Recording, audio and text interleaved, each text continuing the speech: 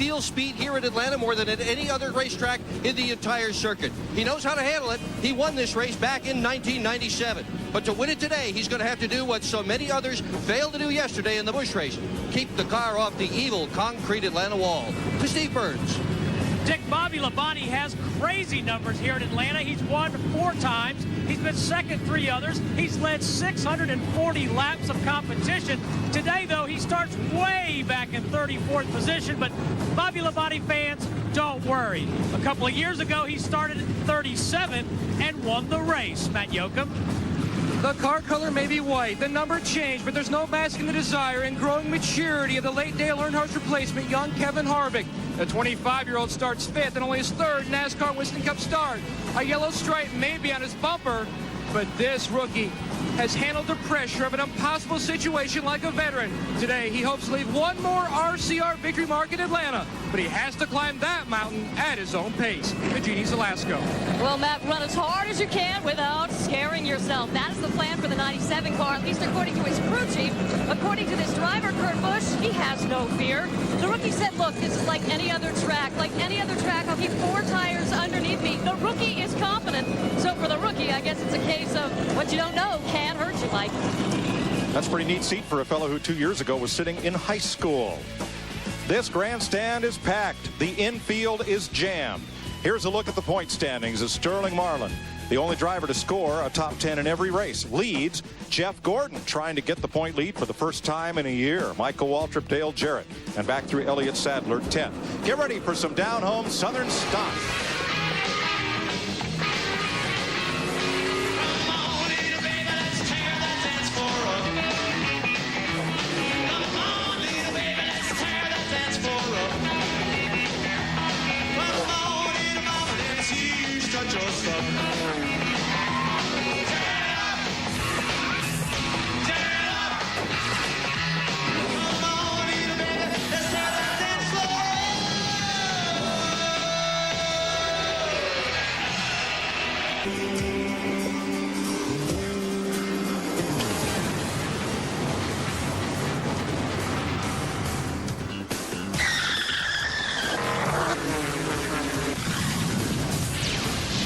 NASCAR on Fox at Atlanta Motor Speedway. Budweiser, official beer of NASCAR, proud sponsor of the Bud Pole Award, given to the fastest qualifier at each Winston Cup race. Today's Bud Pole winner is Dale Jarrett, his 2nd in a row. Since 1979, Anheuser-Busch has awarded more than $7 million as title sponsor of the Pole program. Dale Jarrett will start from the pole on our UPS starting grid, alongside Jeff Gordon, 3-time winner here at Atlanta Motor Speedway. And we'll have our UPS cam on board riding with Dale Jarrett today. Todd Bodine is starting in the 3rd position, and I tell you, Todd has never run bad here in anything, car or Busch car or Winston Cup. Mark, 2 of his 32 career wins have come here at Atlanta. Row 3, Kevin Harvick. Jeremy Mayfield missed driver introductions. He goes to the back of the field. Yeah, I was going to say some nice things about Jeremy, but Jeremy, you got to go to those meetings, buddy. Dave Blaney and Jimmy Spencer. A couple of hot rods in row 4. Good run again for Blaney. Spencer had a shot at the pole. Row 5. Rusty Wallace, 2-time winner here at Atlanta, one of his best qualifying positions in a long time here. There's our Miller Lite on board with Rusty Wallace. And Michael Waltrip, Daytona 500 champion. Our Napa onboard camera will be there for Michael Waltrip. Clean them tires up, Mikey. Row 6. Sterling Marlin, and I believe he's going to win a race in that Dodge, and it might be today. Ward Burton still looking for his first top finish this year. Ron Hornaday finished a strong 9th last week in Las Vegas, and you'll be seeing these views from Hornaday's Conseco onboard camera. Teammates have won. Michael, Park, I believe it could be time for Dale Jr. to pick him up a win. And there's the Bud Cam on board Dale Earnhardt Jr. Johnny Benson, 4th last week in Las Vegas. Texas Terry Labonte has started 46 consecutive races here at Atlanta Motor Speedway. I'm looking for my friend. I'm looking for one of my rowdy friends, and maybe this is the one, Bill Elliott, to have a good day. Ricky Rudd, the Texaco Haviland on board, the 1987 race winner here. And Bill Elliott, who leads all active drivers with 5 Atlanta Motor Speedway victories. Fred Bodine has a pair of top 10 finishes here. Ken Schrader has been a long time since he saw victory lane, but did win here in 1991. Mike Skinner leading with 20 laps to go. A year ago, engine blew up.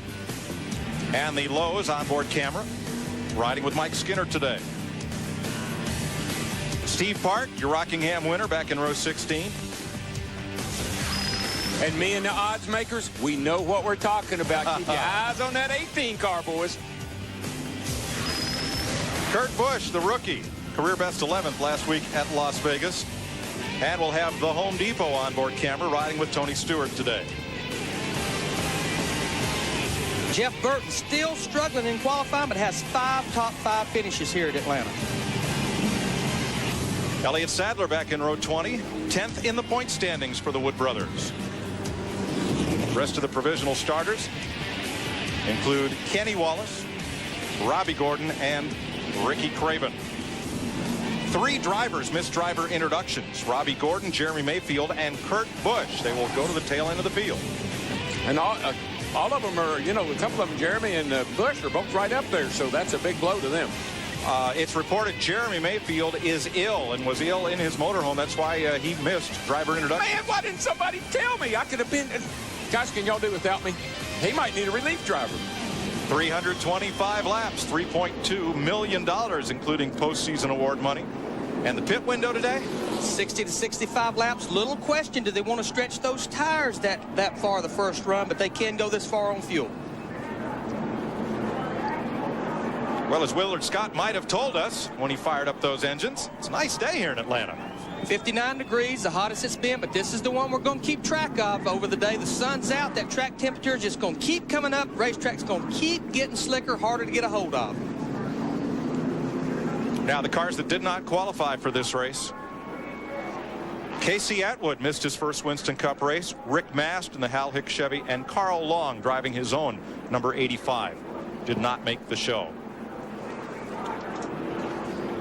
And throwing an extra pace lap. As you know, every race this season, to honor the memory of Dale Earnhardt, we will be silent on the 3rd lap of the race. We're hoping for the first time it will be a green flag lap. And the Speedway has joined us here at Atlanta Motor Speedway on the 3rd lap of this race.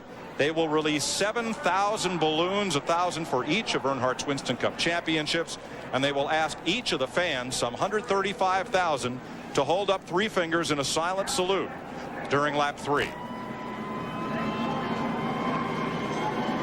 In a lap, we'll be racing at what is now NASCAR's fastest track, because its 2 longest tracks, Daytona and Talladega, they use restricted engines. Talked to a few of these guys this morning, and they're all getting kind of, they don't really like this happy hour. It could be called brunch now because they're having it about noontime.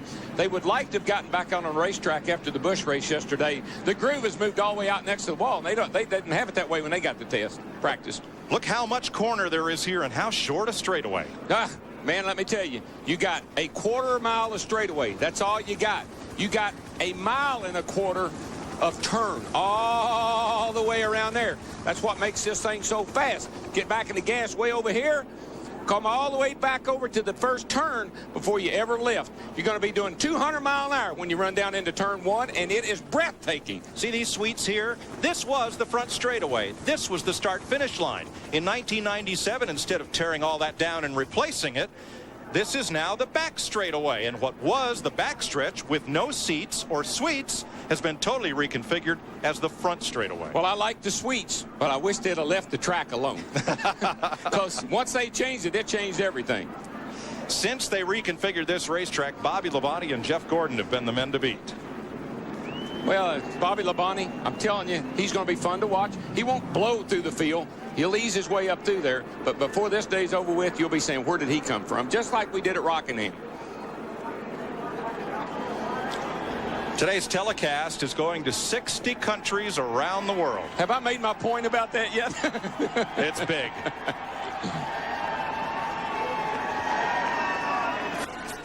hope you're at the ready with NASCAR on Fox getting set for round 4 of the Winston Cup Series. Pace cars off, boys. Reach up and pull on them belts one more time. Come to the green flag. Feet. Here we go, guys. It's going to be a big one. Green flag. We're racing in Atlanta.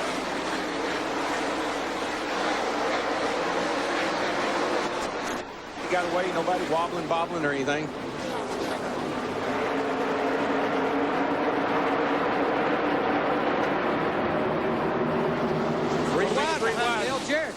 Right off the bat, we go 3 wide down the back. Look at Harvick at that 29. What a little hot rod he is. Well, he's got 300 miles of practice. He was out there all day yesterday, so he kind of knows what to expect. And he comes up for second place to Dale Jarrett in lap 1. That Hendrick horsepower is pulling him down that front straightaway, though.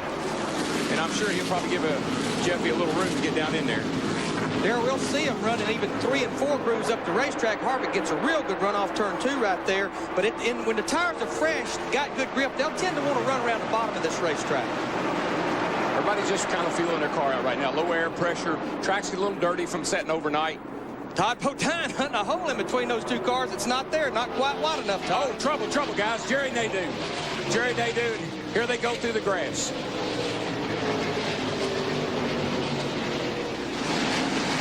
Got Robert Presley sliding through the infield there in the 77.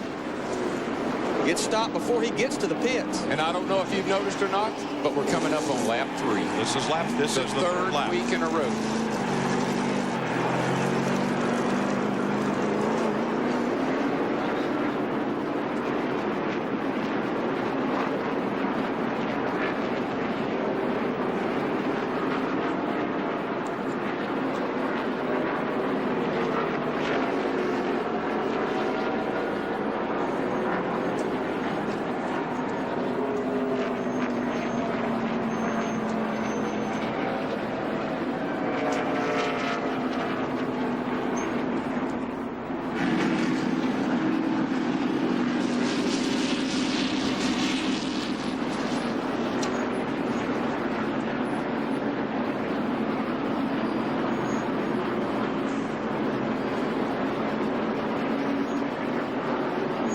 Well, for the 3rd week in a row, lap 3 is a caution lap. Let's show you what happened to Jerry Nadeau, number 25. What happened coming off of turn 4 down here, coming down into the tri-oval, and normally what happens there is somebody gets under somebody and they get together. See if we can see what happened back in here. No. I believe Nadeau's out there all by himself. Maybe got up in some of that loose stuff that we saw the Busch cars get in yesterday. Here we go.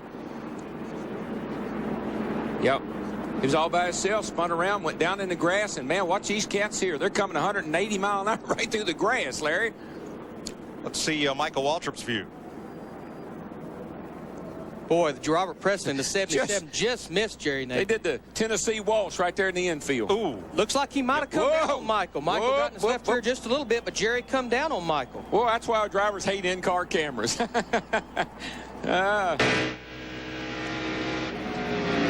Ron Hornaday.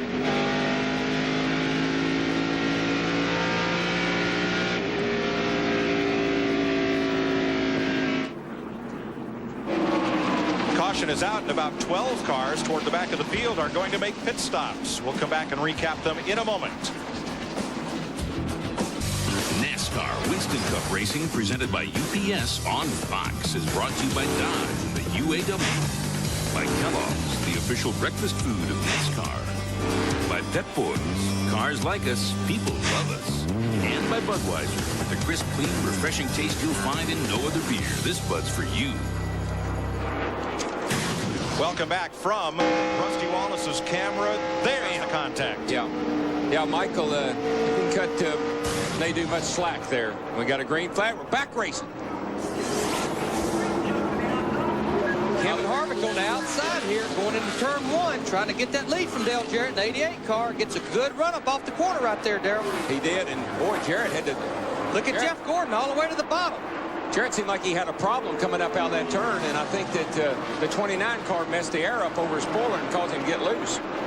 Kevin Harvick 25 years old, out of Bakersfield, California. Expected to run the whole Busch Series this year, and he will. He'll also run the whole Winston Cup season. You know, something it always amazes me is how hard these guys will race. Right from the green flag, it's like, let's get in line, let's get settled down a little bit. They start three-widening it and pushing and banging into each other as soon as the flag comes out. Here comes Sterling Marlin in that number 40 Dodge. He's wasted no time working to the front. He started 12th. And Todd Bodine, who picked up another top 5 finish, though not a win yesterday. Todd in that 66 right up there. And he did it in that groove. He was running right there about 2 lanes up the racetrack yesterday. Some of those guys that run the Busch race yesterday, Michael, Todd, and a couple others, Harvick, they're all going to be looking for that top groove because that's what was working yesterday.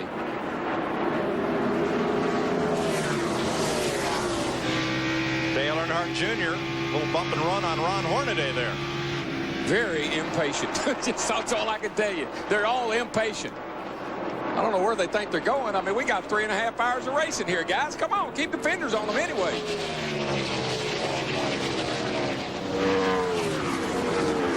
Back up front, Jeff Gordon draws a bead on Kevin Harvick. The car Kevin Harvick is driving, the 29 car, that was a brand new car in November. Dale Earnhardt finished 2nd here in Atlanta in the fall race.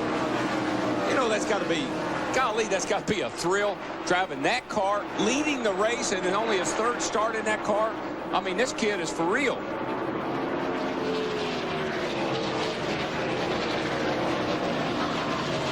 I think so far, Darrell, he's met everyone's expectation and then some. Oh, he's exceeded mine. I thought that the pressure of jumping in that car and having to work with a Winston Cup team for the first time, it might be more than the young guy was ready for. But let me tell you, he's got all 6 barrels loaded. And those 2 are getting away from the 3rd place battle.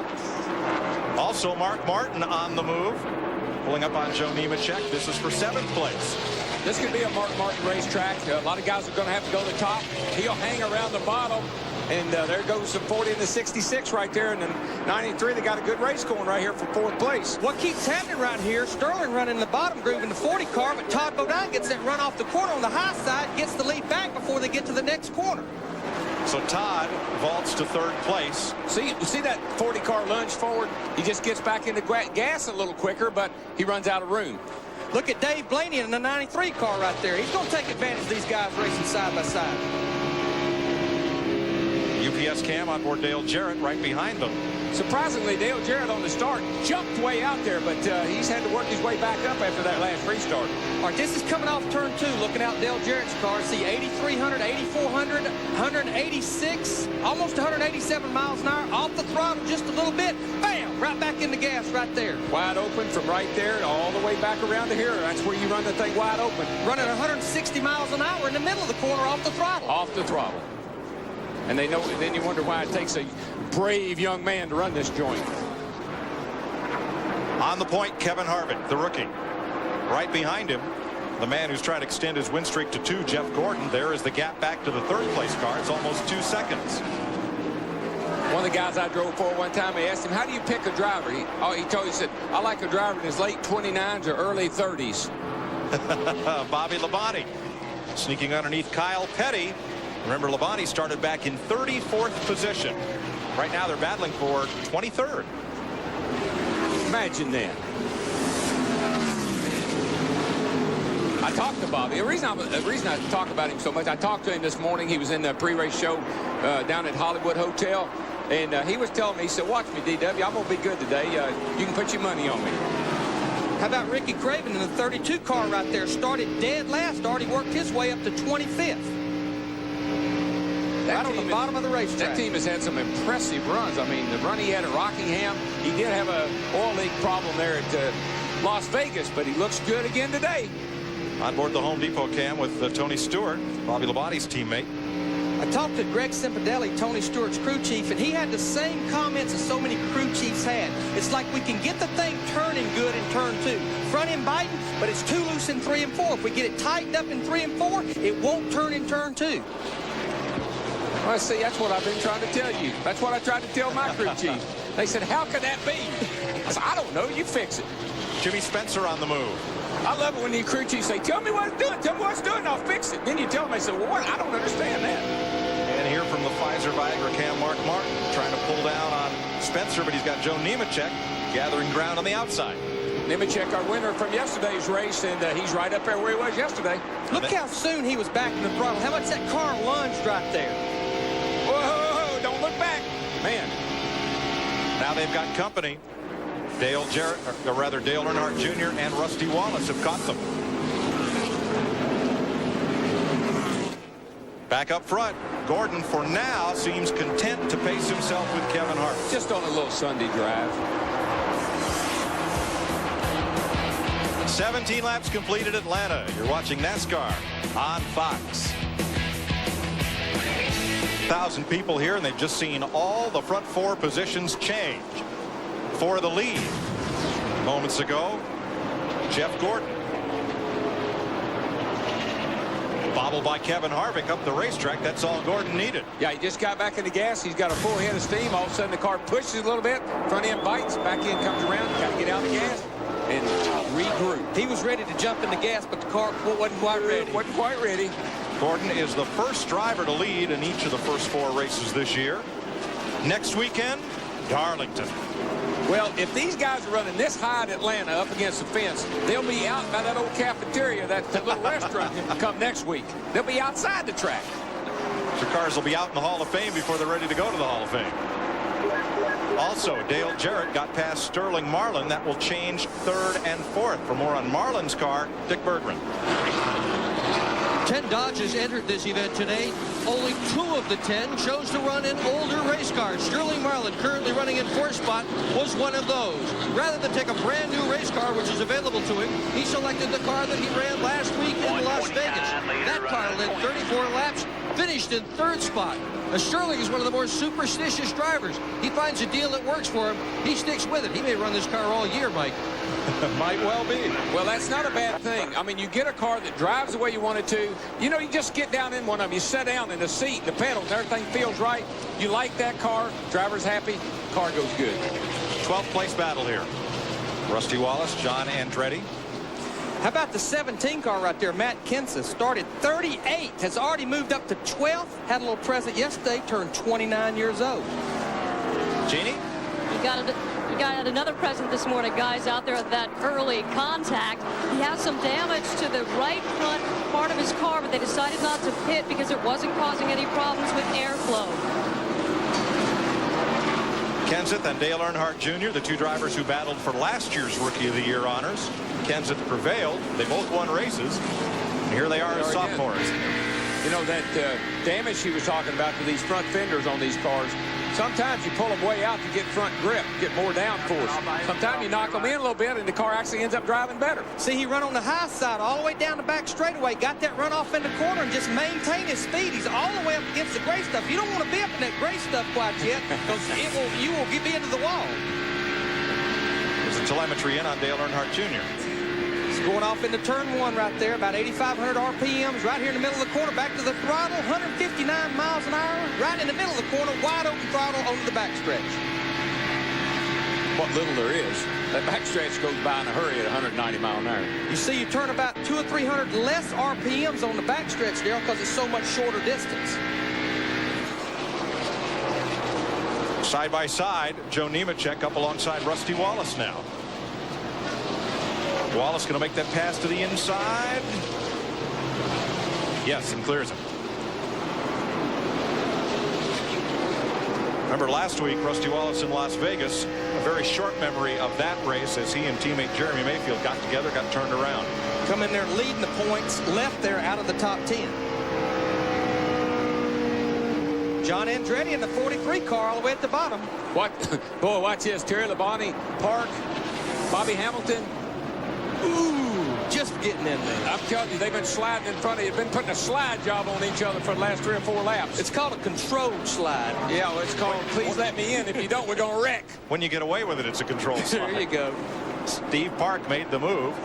And now here comes Jeremy Mayfield right on the bottom of the racetrack. Remember, had to go to the rear of the field because he missed the driver's meeting. This is a battle right here for 26. And not only, don't forget this, he pitted on that early caution and took tires on, so his tires are going to be a little fresher than those other guys.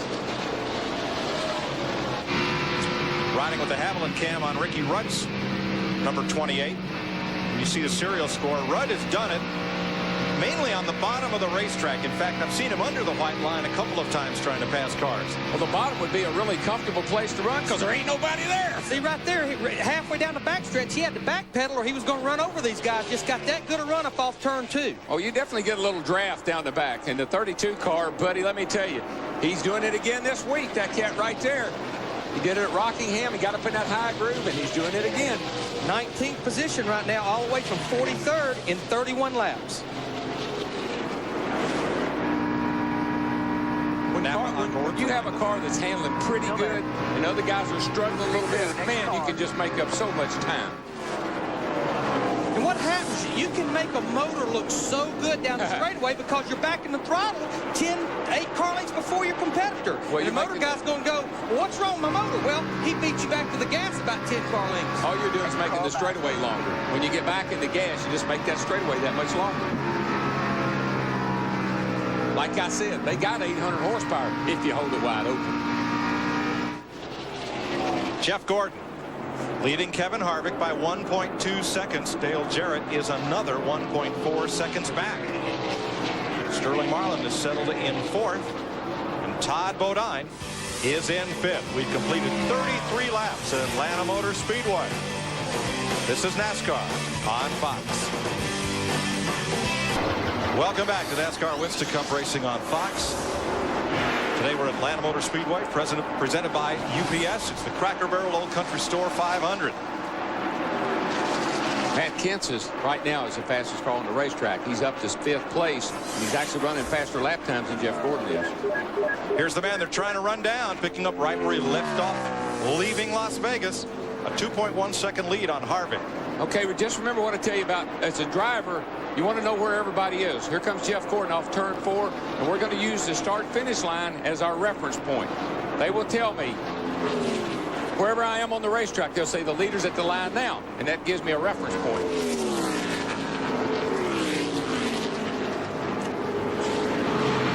Let's check with Steve Burns. At the top of the show, we heard Larry McReynolds say these drivers can go about 60 laps on a fuel run.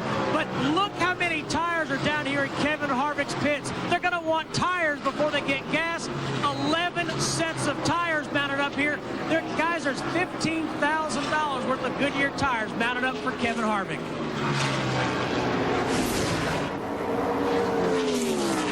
When the track's this slick and it's hot, caution comes out, everybody's going to be to pit road getting 4 tires. It don't matter how many laps you've run. The good news is you got 11 sets. Bad news is you need 15. You got to go back and get some more. Harvick's trying to get his first Winston Cup victory in only his 3rd career start.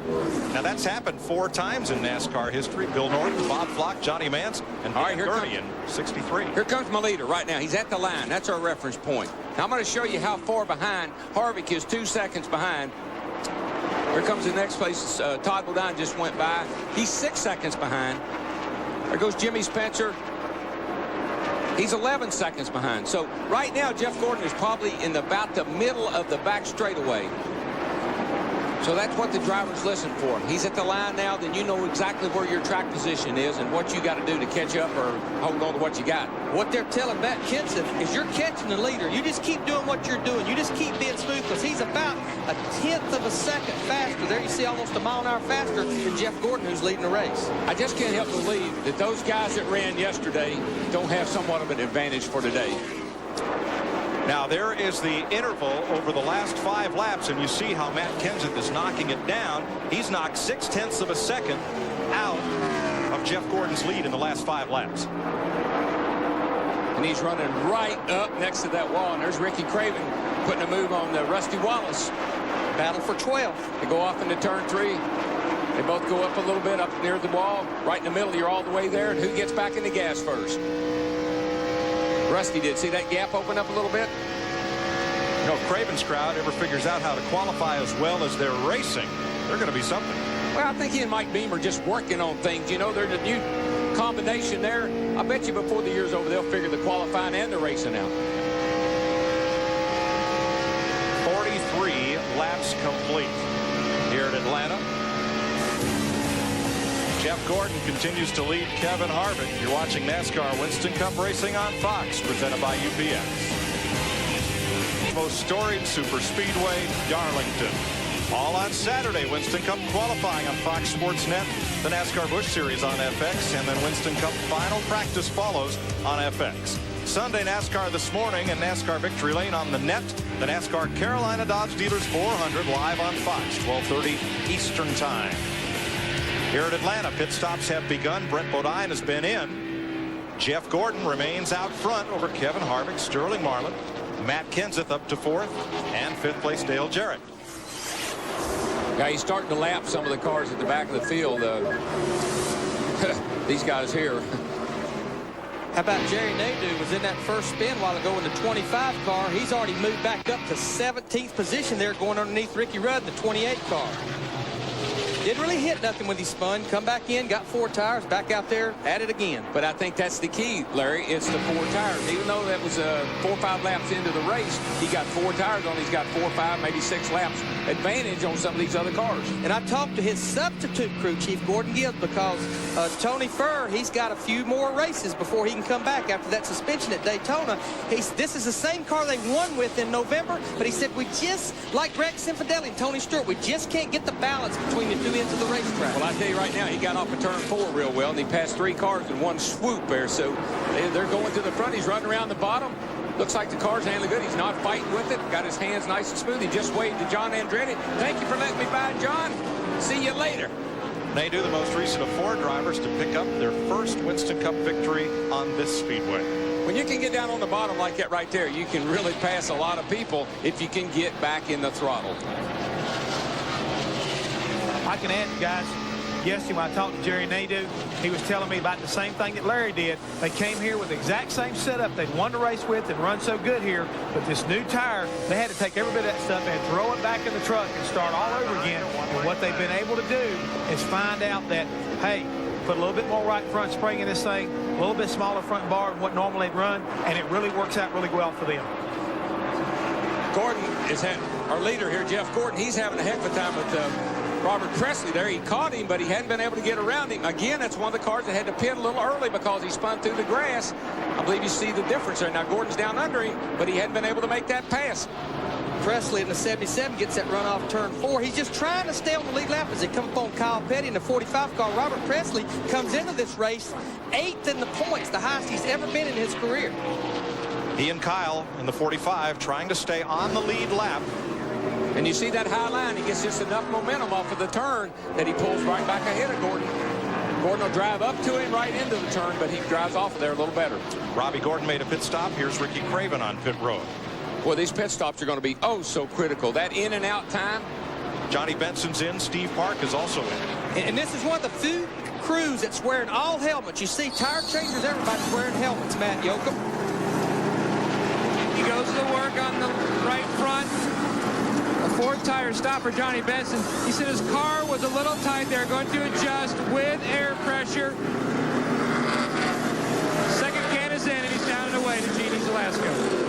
Saturday was Matt's birthday. The Jackman, Jeff Vandervoss's birthday as well. How they celebrate preparing for today's race. And they took a half pound out of the right rear and brushed the grill here in this stop. Terry Labonte is in. Also Mike Wallace making pit stops under the green. And Kevin Harvick comes back after the lead. The reason for that, Mike, is Gordon can't get around that 77 car. He's tried him high, low, every way. He can't get around him. That held him up. And that allowed the 29 car to catch back up. Johnny Benson scoots away. He's on fresh tires. He should run away from that group. Not just right out of the picture is Sterling Marlin, who is catching up. Rusty Wallace is in. Elliott Sadler has made his pit stop. But I'm Robbie Loomis, Jeff Gordon's crew chief, and what I've told Jeff, look, we're a handful of laps from coming in the pits. Just don't get yourself in trouble, that 77 car. Let's just be cool here, be smooth. We'll be in here and get us 4 tires here shortly. But I'm screaming, but he's holding me up. Go talk to his spotter. Tell him to get him out of my way. Pole sitter Dale Jarrett comes in. Ward Burton, Mark Martin, John Andretti, Bobby Labonte. Here they come. And here come the leaders. Bad time to pit, guys. Bad time. Steve Burns. Here it in. They're going to make a track bar adjustment. The catch can man, Rick Colson, is the one that's going to make that adjustment. 4 tires for Dale Jarrett. Mike Trower on the front tires. Kevin Gilman on the rear tires. Dale Jarrett is down. Let's go to Matt Yoakum.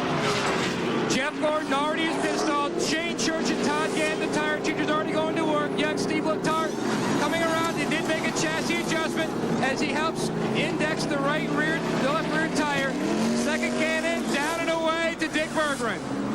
Sterling Marlin also in for 4 tires. They're very pleased with their race car. No major changes in the car. 16-second pit stop to Steve. Kevin Harvick just made his stop. No adjustments to the number 29. They changed 4 tires, and he's off of pit road.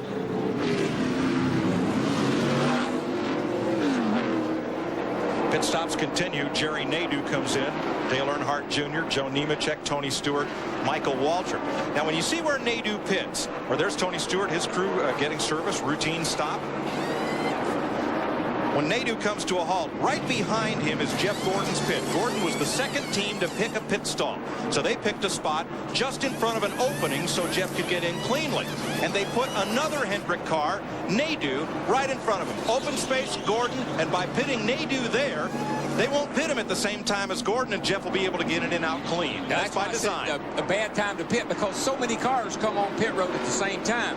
If I'd have had my spotter or my crew chief, I would have not come in that lap. I'd have made one more lap. You know, at Daytona and Talladega, you always want to pit with people because you don't want to lose that draft. Anywhere else, including here in Atlanta, the best scenario is be on pit road by yourself. No traffic to deal with. Hey, who let the dogs out? The new leader's Kenny Schrader. Look at this. The 40 just drove right around the outside of the 24 car, Gordon, and he's motoring right along. And he was in 3rd place when we went to when everybody started making their pit stops. All right, Schrader's going to pit and give up the lead. So Mike Skinner, you're riding in the Lowe's cam with Skinner. Schrader just in front of him as they come down pit road. 6 away, 4 away, right here. That was Royce McGee, the crew chief, counting Mike down. When you look down, a driver looks down pit road, all you see is a bunch of signs, so you kind of count yourself down. 10 away, 5 away, 2 away, you're here.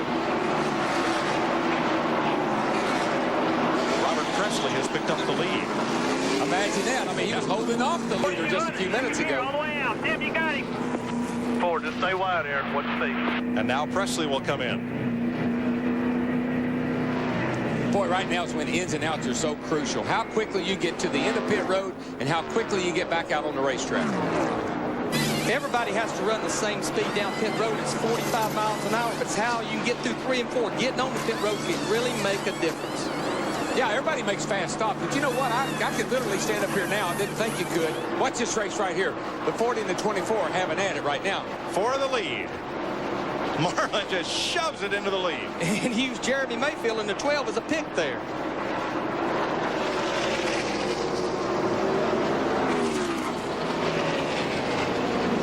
So Sterling Marlin, who coulda, woulda, shoulda won Las Vegas, and is the only driver to finish in the top 10. There's Chief Tony Glover as we go to break with Sterling Marlin leading into Dodge. You're watching NASCAR on Fox. Laps complete here in Atlanta. Jeff Gordon back into the lead over Sterling Marlin. Kevin Harvick continues to hold tough in 3rd. And another young gun, Matt Kenseth, in 4th. But Sterling Marlin, he accomplished what he needed to accomplish right there. He got him 5 bonus points for leading a lap. You lead just 1 lap, it's 5 bonus points. Adds up at the end of the year. Here's how the lead changed hands. Watch this. Up on that high side. Jeff Gordon hooking that white line in that Got it. 4 car. When Sterling went up, here he comes. Does Michael Waltrip have a problem, Steve? Mike, I just walked into the pits and asked some of the crew members. They think he's got a broken shock, and that would explain why that car will not handle. And that could have happened when he made contact with Nadeau early on. He bent that right front fender up pretty good, and he could have done some damage to his chassis. Heavy traffic for race leader Jeff Gordon. Stacy Compton, Kurt Busch, Mike Skinner. Hole wasn't quite big enough. That's when the spotter earned his money right there.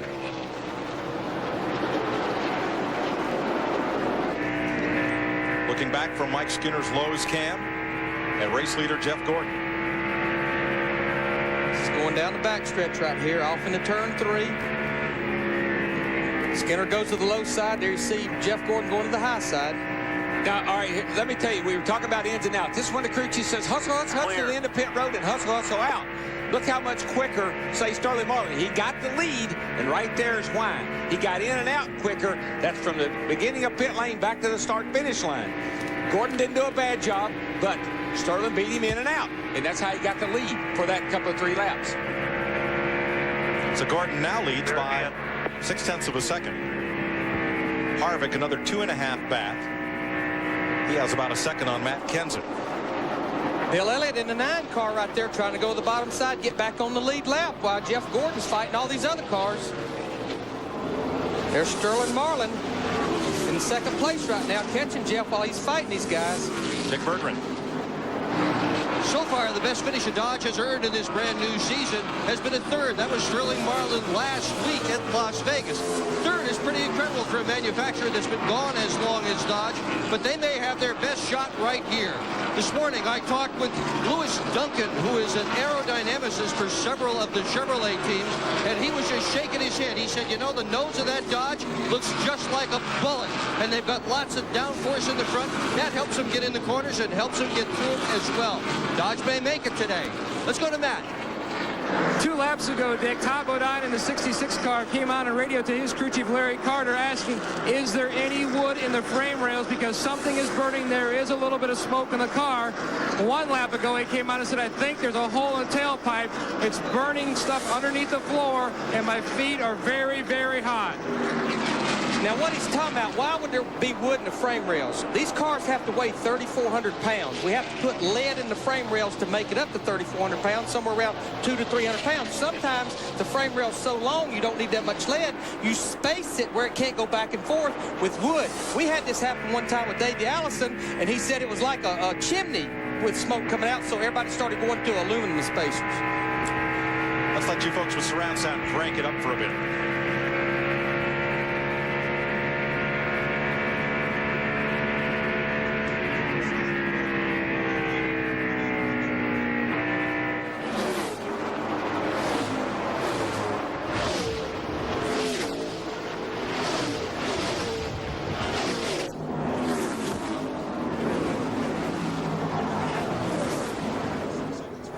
Yeah.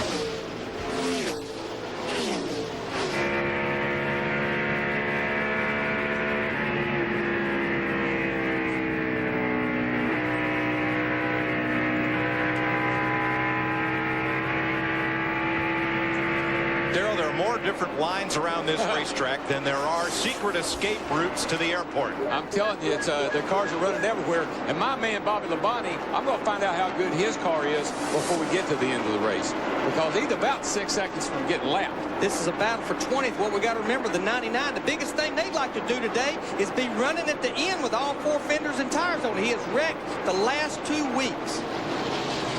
One of the favorites coming into this 2001 season to be the champion, but they got a lot of ground to make up. There's 2 drivers that led the points at the end of last season, and this year they're hanging on by their fingernails just to stay on the lead lap. What's happened? It's them tars, different tars. The biggest problem they got is that blue and orange 24 right there. He's only about seconds behind these guys. That's them flames on that one. It's the tars on them others, the flames on that one. We've completed 78 laps here at Atlanta Motor Speedway. Jeff Gordon continues to lead. Sterling Marlin and Kevin Harvick. Welcome back to Atlanta. Steve Park's engine has let go, and he brings out the caution for the 2nd time today and makes that hard left into the garage. Now, just prior to that, Elliott Sadler made an unscheduled pit stop and went a lap down. Michael Waltrip came into pit road but kept going to try to avoid going a lap down when his teammate's engine let loose. Riding along with Michael there. I'm not sure it's a shock. Let's come in and change right sides first. Pull the rubber. And Jeff Gordon leads them around under caution behind the safety car.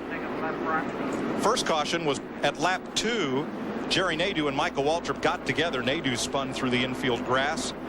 And this is the second caution coming at lap 83. There's a lot of conversation going on right now about what they're going to do to their cars. What are they going to do? They take spring rubbers out. They're going to make track bar adjustments, air pressure adjustments. Lots and lots and lots of things are going to happen on this set of pit stops. Yeah, they'll definitely be on pit road for 4 tires. This is the first time they've had a chance to kind of slow down and tell the crew chief what's going on in the first stop under caution, where you can do a little adjusting without worrying about a green flag stop. Here come the leaders to pit road, 45 miles an hour, starting right there. That's when the crew chief tells you, slow down, man. I can't do all those things at one time. There's your triple split pit box with the first 3 drivers, top to bottom. Matt? The 24 car on the top of your screen, Jeff Gordon and crew chief Robbie Loomis were talking about what changes to make on this 24 car. They discussed a track bar adjustment, but I did not see the handle going in the back window. Looks like just air pressure for the 24. Dick Berggren. Sterling Marlin pits out of second position. He is running just a little bit tight up high. Meanwhile, Dale Earnhardt Jr. went over his pit line. He had to back the car up. That'll be a slow pit stop. To Steve. Kevin Harvick's down and away right behind Dale Jarrett. Harvick made no adjustments to his car. Dale Jarrett said, I'm still a little bit tight in the center. Let's make another track bar adjustment, Dick Berggren. Earnhart Jr. finally gets away. That's a very difficult thing to have happen. He has got to get the car in the box. If it's out of the box and they work on the car, it's a 1-lap penalty, so they had to push him back. Very costly pit stop for Earnhardt Jr. Tony Eury there on the horn to Dale Jr. 7 different leaders, 8 lead changes. Thus far, a very competitive race, but little agreement on what line to run around this racetrack. We'll be right back. After pit stops, Jeff Gordon. Again, your leader, Kevin Harvick, Dale Jarrett, Sterling Marlin came out 4th, Matt Kenseth 5th, Rusty Wallace. The way they're running as we're getting set to go back to green. Oh, Dave Blaney's hanging right in there. And trouble for Michael Waltrip. That's not the way you want to see your hood. Steve? Mike, as I reported earlier, they thought they had a broken shock. They just had the hood up. Then they thought they had a flat tire. We'll check with crew chief Scott Eggleston and find out exactly what the problem is for Michael Waltrip. Started into 3. I'll tell you what, I've run here so many times when I said I got a broken ratchet in the gear. I've got a tire. This track will throw you more curves than any track I've ever been to. Gordon came out where he came in. Kevin Harvick picked up a spot, as did Dale Jarrett. Sterling Marlin lost 2, and Matt Kenseth gained 13 spots on pit road, according to that graphic. Getting set for green. Here we go.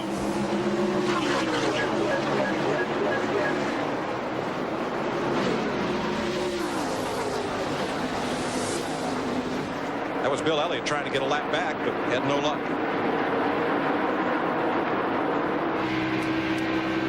And we got us a new race, guys. Load them up, set them up, let's go again. Everybody's worked on them, got 4 fresh tires, just like we're starting all over again. Let's see who comes out on top this time. You see all the capes flowing from the back of those spoilers? They're all Supermen now with new tires, right? Them stickers on. And they've made adjustments. They've tightened them bad boys up. Now you can gas her and go. Saw that yesterday. Nemechek come in, took a rubber out of the right rear, won the race. 88 laps complete here. We've had 8 lead changes, 7 different leaders. Jeff Gordon has led 65 laps. Kevin Harvick 12. Dale Jarrett, the pole sitter, has led but 6 laps. Sterling Marlin, Robert Presley, Jason Leffler, and Kenny Schrader have each had a turn at the front spot. Dale Jarrett in the 88 car there went by Kevin Harvick for the 2nd position, so he's back on the move again. This is looking out the front of his car. That's Bill Elliott there in the red number 9 trying to get that lap back. Yeah, a caution flag is just like calling timeout. Gives you time to go in and set up some new plays, make some changes, and go again. Now for more on Dale Earnhardt Jr.'s stop. Here's Dick. Tony Eury came by the number 40 team and expressed his displeasure at the way the pit stop had gone. It was Eury's position that the tire for the right front on the number 40 Sterling Marlin's car had been left in the way, and that's the reason that Earnhardt missed his pit. But they replayed that pit stop here in Marlin's pit. Front tire changer. Darren Wolf looked at it twice. He said, hey, nothing wrong with that one. Eury's back on his box. They're back on theirs. And that's why you'd rather have that teammate pitting next to you instead of that adversary. Sometimes that can be good, sometimes that can be bad. Yep. Sometimes you get to competing against each other. I don't know how they know what. Look at Kurt Busch all the way against the wall there getting in turn 3.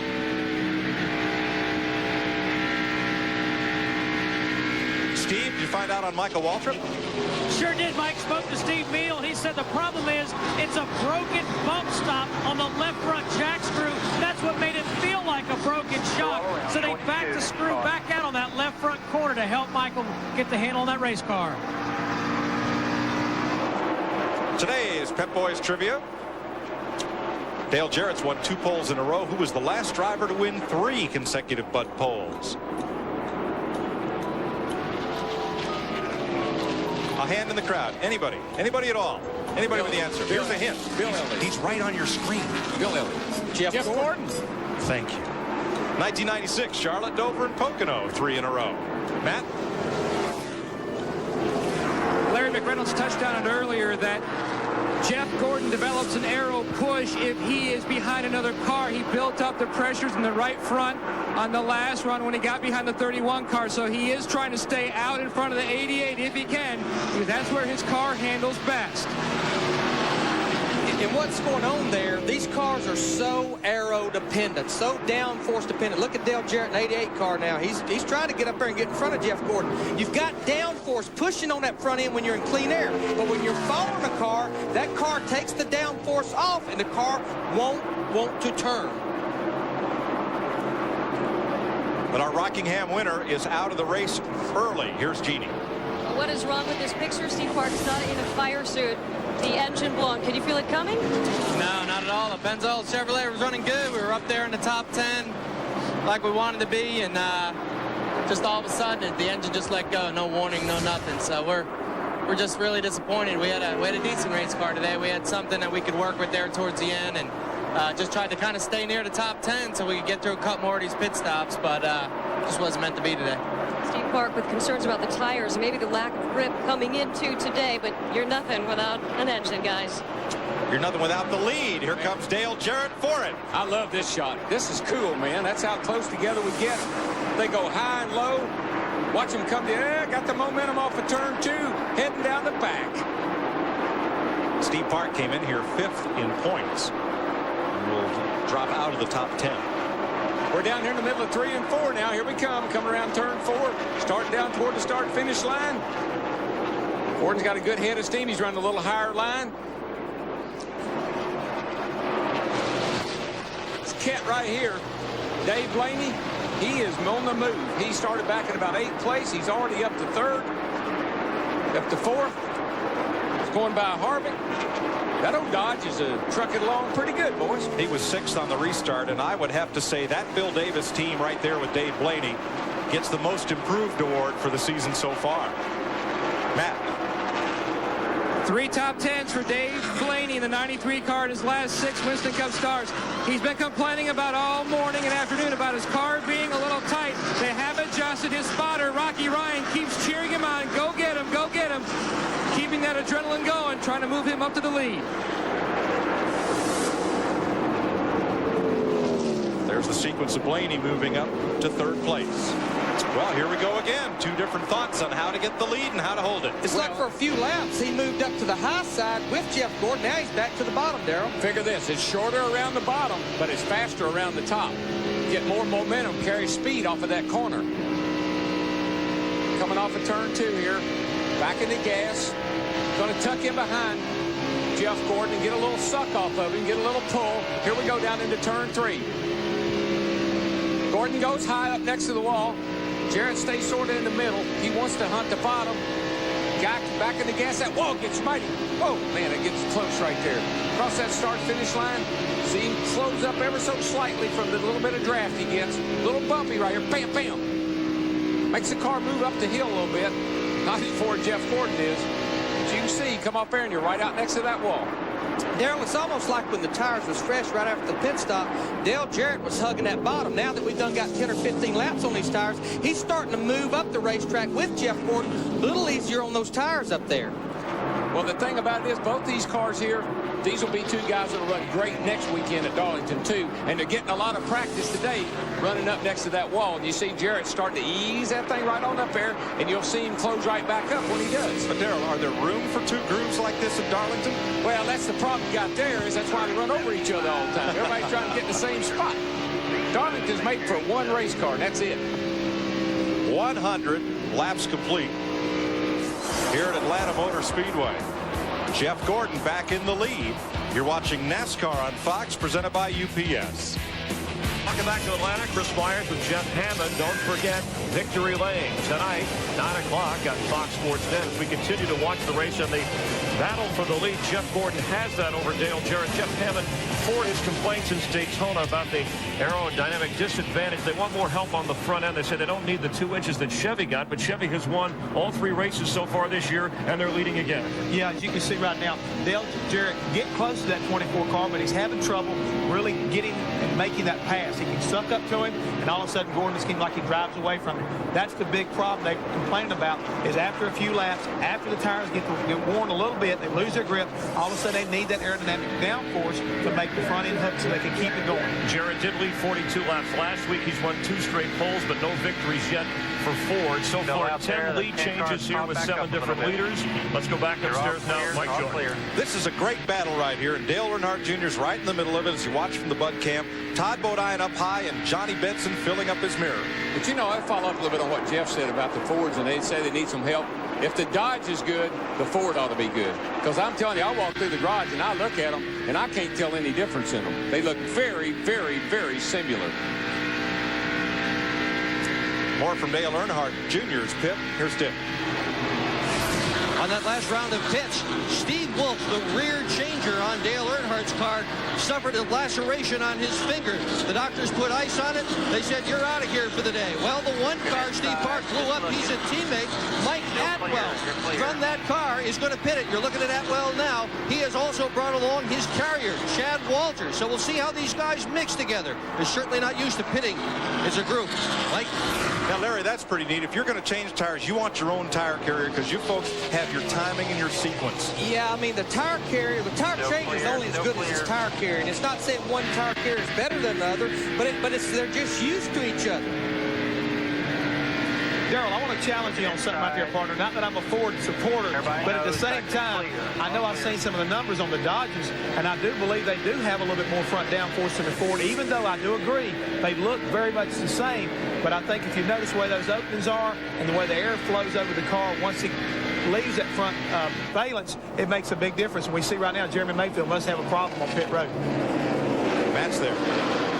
He came on the radio, Mike, and said something feels like it's loose in the right front. They're going to make a track bar adjustment and a 4-tire change to see if it is the tires or if something is indeed loose. You can see one of the crew members sticking his head inside, checking to see if something is indeed loose in the right front. He said he couldn't tell what it was, but something just did not feel right. They didn't want to take a chance. Jeremy has not felt good all day, so he did lose his breakfast twice this morning.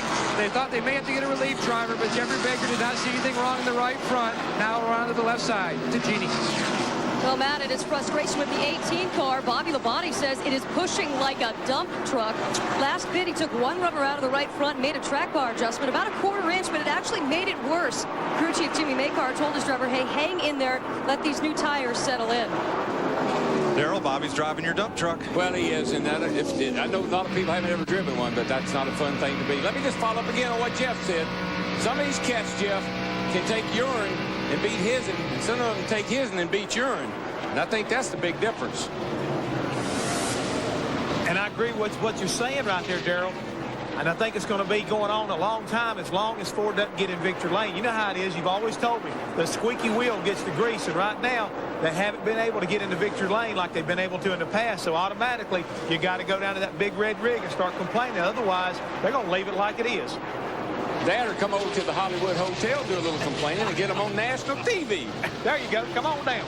Well, watch Todd Bodine here in 66 trying to hold off the 10 of Johnny Benson while trying to overhaul the 8 of Dale Earnhardt Jr. It's almost like he got such a run off this corner right here a while ago that he got up on the 8 car so fast he had to back off the throttle, and the 10 car caught him before he could get his momentum back. Bill Elliott in the 9 car now. He's a lap down, so he's really not in racing these guys for position. Look at the 10 car down to the bottom there. Johnny Benson. Ooh. Got to have a pretty good hand on an automobile to get down under somebody out of the corner like that and not get into him. I did pick him, you'll remember. You picked Benson? Yeah. Just look at him at the bottom. He's almost on the white part of the apron right there. Gets a great run off turn 2 right there. But you see Todd Bodine up high. Keeps that momentum. Keeps them RPMs up. Back into turn 3. Johnny Benson back to the bottom. Man, we got a good race going on for the lead up here. It's a battle for 5th position right here. Remember, Jerry Nadeau, one of the first cautions about lap 2, spun out. He's done worked his way back to the 6th position. That last caution flag got everyone caught back up together on the same pit stop schedule. And Nadeau back up there and strong. Darrell, how tough is it to race the car ahead and race the car behind you at the same time? Well, that's one of the things that when people say, I think I could do that, they go to these driving schools or whatever, and they get out there by themselves, say it doesn't look all that hard. That's what I call track presence. And you have got to have a lot of track presence when you get up in the middle of a bunch of cars. You got to know where you are. You can't think about it. It's instinctive. You got to feel it. You got to know that guy's there, and you got to respond and react to him being there. Sterling Marlin now has his hands full with Nadeau, who won here in November for his first Winston Cup victory. He's one of the few cars, goes right to the bottom, running on the bottom right there. One of the few cars this late in the run that seems to be able to do that. Gets a good run. Sterling, though, gets that momentum. And Matt Kenseth gets a run back up on Nadeau when that happens. It's that high-low thing. Just get the momentum, get the run off the corner, get a lot of steam up, get back in the gas a little earlier. Darrell, a lot of guys this morning in the garage was debating which gear to pull or what line they thought they was going to run. You got to run a little lower gear to run that bottom because you're breaking your momentum trying to pull it up out of that hole off the corner. Got to come up out of that corner, as we like to say. Go down in there, but you got to get up out of it. Second car out of the race is Jeremy Mayfield. He's going to the garage, joining Steve Parker. There's Mayfield coasting in. Couldn't get that woes corrected. And Jeff Gordon sails along up front with a 2-second margin on Dale Jarrett. But the guy behind him, Dale Jarrett, after that last series of pit stops, he's gotten a little bit better. He's keeping Gordon in a little bit closer of a sight. You can see him up there a little bit better. And sneaking his way up to third, Dave Blaney in that Bill Davis Dodge. Kevin Harvick, Sterling Marlin. That's our top 5 of 119 laps. This is NASCAR on Fox. NASCAR Winston Cup Racing, presented by UPS on Fox, is brought to you by the Home Depot, the official home improvement warehouse of NASCAR. Welcome back to Atlanta, where 123 laps are on the board. Gordon leading Jarrett, Dave Blaney in third, Kevin Harvick. For more of Darrell's insight into NASCAR, check out the All Waltrip section on foxsports.com. Hey, all right. You know, you've heard of All Madden. You know, Big John Madden. Oh. He's a big star on Fox. DW. I said, can I have me? If I could just have one thing, I'd have my own little website like Big John's got. So it's All Waltrip all the time? All Waltrip all the time. Anything you want to know about racing, just tune in. Good grief. Now, we've expanded our Fox box and our ticker that runs across the screen. And what you're going to see, folks, is instantaneous miles per hour. Well, that's a little bit deceiving. It's a great graphic, but it depends on where you are as to how high that's going to be. That could be in the middle of the corner. It could be down at the end of the straightaway. So different places on the racetrack. You can see it coming and going. When you're seeing 180s, 190s, that's almost at the end of the straightaway. You're seeing them 160s, middle 160s like Rudd there, 158. That's down in the middle of the corner. But it certainly gives you a good idea about how fast the cars are and then how much they slow down through the corners. And when we get to Talladega, when you're flat out all the way around, that'll be a pretty valid comparison. Oh, yeah, it never changes there. I mean, you just run all the way around. The Pfizer Viagra cam on board Mark Martin. Boy, he's struggling. He's all the way back in 25th position, and I don't know. I thought at one time he might make a move, but he looks like he's having to struggle with that thing quite a bit today. They'll hope for better next week at Darlington on Fox. Oh, the day ain't over yet now. Nope. Let's don't go there yet. Dave Blaney has climbed himself quietly up to third place, Matt. For the first time in 683 races since July 31st of 1977, a Dodge is on top of the points, but Dave Blaney wants to be the first Dodge boy in victory lane right now. He's running about half a groove lower than the other cars, just trying to save his tires because tire wear has been a concern all weekend. A number of teams showing a little bit of wear on their left side. Steve Burns. Matt, Dale Jarrett has complained about being tight from the center off. They've raised the track bar on the last 2 pit stops. On the one coming up, they're thinking about adding air pressure to that right rear tire. All right, I want to show you what tight is. This cat says his car's a little tight. Goes off down in the corner. Entering the corner right there. Get over here and look at his hands. See him go up the hill, see how close he gets to the wall? That's because his car is tight. Now watch. Here's your line. You go in on the bottom down here, but you wash out all the way to the top. That's because you got the wheels turned to the left. Watch your hands. Move them all around there. Move them all around. Oh, that thing is tight. Sucker won't turn a lick. Stop. That's like a dump truck. That's what he's telling with that other hand. He's pushing that button down there. And DW, the only way you can get it to turn is just back off the throttle, slow the speed of the car down. But from a driver's perspective, he'd rather have it pushing like a dump truck than he had as loose as a goose. And you can see Jarrett's hands are going way over the top. Car's a little too tight. Don't have to make adjustment there, Todd.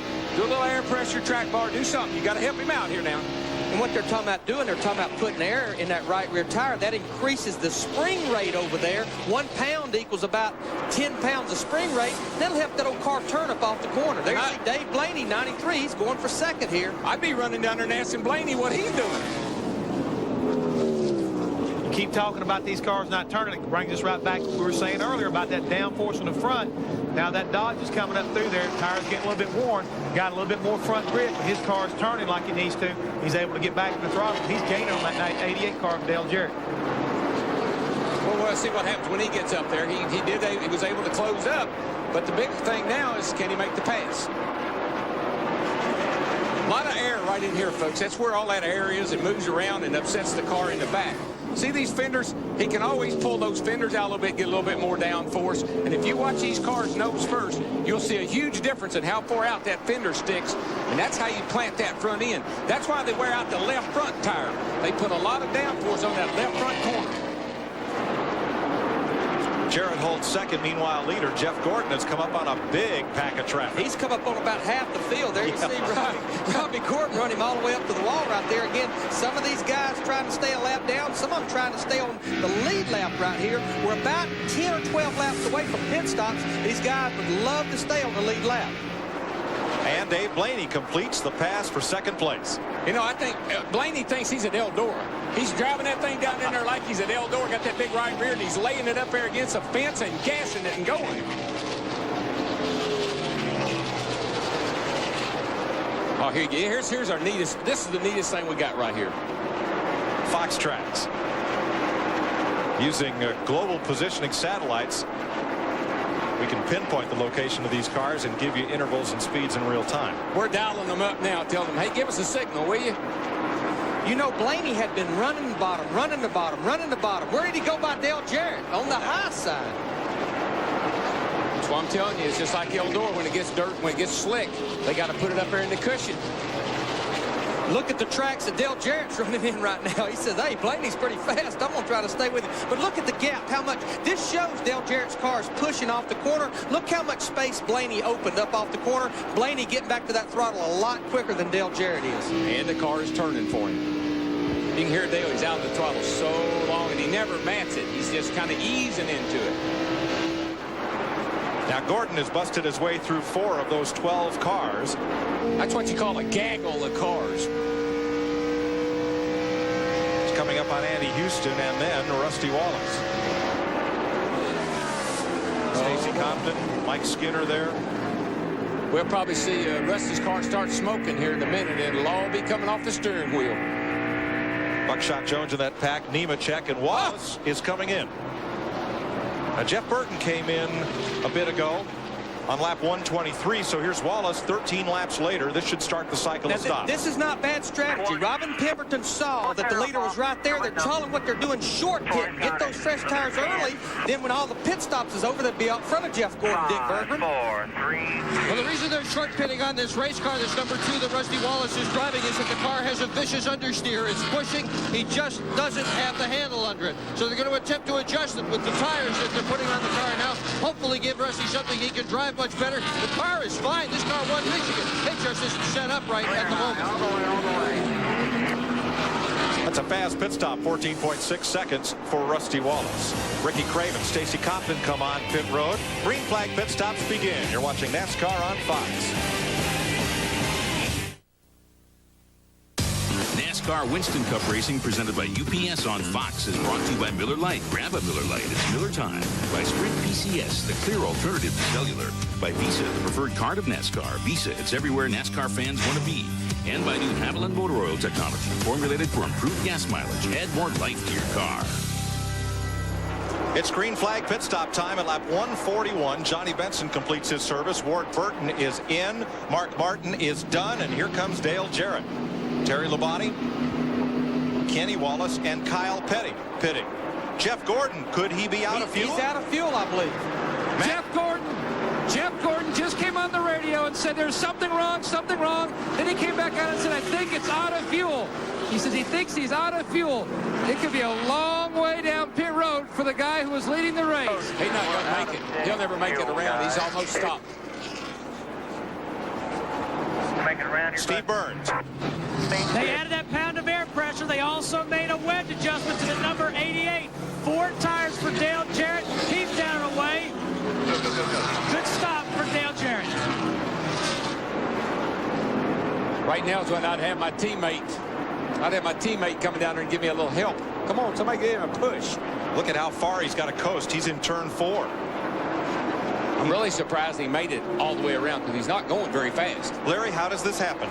Well, I'm questioning, did they get it full the last time? Because that was 60 laps, and everybody felt like they could at least run 62 or 63 laps, and he's just now halfway down pit road, Darrell. How that happened is in inspection. They took away those big fuel cells, and these guys don't know how to handle this 22 gallons of gas. Matt, guys, get it started. Cars. Number of teams had trouble in happy hour. Jeff Gordon's car does fire, trying to dial in their race cars. They did not do a lot of time, spending time on trying to get a good gauge on fuel mileage. So some teams did not get a good gauge coming in here. This 24 could be one. He's down and away today. Here's Earnhardt Jr. in his pit right now. They have got the new tire changer and carrier on the back end. And hey, you know what? It's working. They were the first ones to be done. Earnhardt stalls the car. Crew pushing it. He gets it going again. Earnhardt's going. Hey, that was a nice stop for a pickup back tire changer. Let's go. Dave Blaney picks up the lead. First time he's led since Dover last September. Jimmy Spencer picked up the lead on Blaney's stops. So Spencer gives it up to come to pit road along with Tony Stewart, Todd Bodine, Bobby Hamilton. Here's Spencer's stop. Todd Bodine's crew. That tear-off came off the windshield of Bodine's car to improve his vision. 4 tires, he's away. Now, those tear-offs are the neatest things, particularly on a track like this, where as the day goes on, you'll be driving off in the first turn, looking right dead in the sun. Man, a clean windshield, you give a whole new perspective on everything. Jimmy Spencer becomes the 9th different leader of this race. And when you're not running very good, you need a whole new perspective sometimes. And what people don't realize, these are not glass windshields. They're a plastic or a Lexan, and they get sandblasted really bad.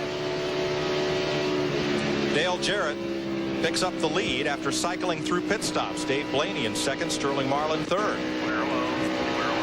And Jeff Burton, who stopped about 20 laps to go, in danger of being lapped here.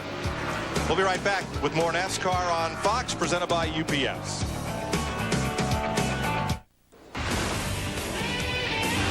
Next weekend, we're at Darlington, South Carolina, granddaddy of NASCAR super speedways. All on Saturday, Winston Cup qualifying, Fox Sports Net, the Busch Race, and happy hour on FX. And then Sunday, NASCAR This Morning and Victory Lane to bookend our NASCAR Carolina Dodge Dealers 400 coverage here on Fox at 12:30 Eastern Time. Did you like running Darlington, Darrell? I love Darlington. It was just fun. It was one of those kind of racetracks you just raced the track. It's where I learned to anticipate things. You always had to be looking ahead, thinking ahead, because you couldn't just pass people when you caught them. You had to pass them in certain places.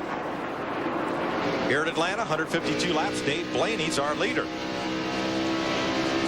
Todd Bodine has made an unscheduled stop and gone a lap down. Matt?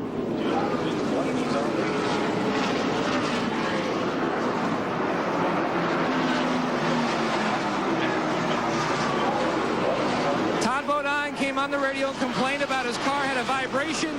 They brought him back in. They found something loose in the left side wheels. They changed the left side tires. Tough break for Bodine. There's so much pressure on these teams up under green to make those 14, 15-second stops, and it just really pushes the envelope, Larry. Yeah, this is Jeff Gordon right here, the 24 car. Now, he was leading the race. Right now, he's about 2 seconds behind the leader, 1 lap down, trying to get up there to Dave Blaney to get that lap back. Well, as good as his car was, I wouldn't count him out yet. Got a long way to go. That car's fast, and he'll get up on the wheel and get that lap back. And you see Mayfield back on the speedway after making those changes behind pit wall to improve what they suspected was a steering problem. And I just don't think we've said enough about this guy right here. Dave Blaney driving that Dodge for Bill Davis.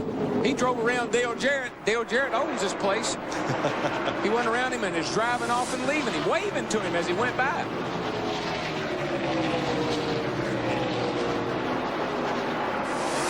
Blaney's had a great couple of weeks. He has. His car is awesome. 14 lead changes among 9 leaders, only 2 cautions, lap 2 and lap 83. Just 7 laps of caution.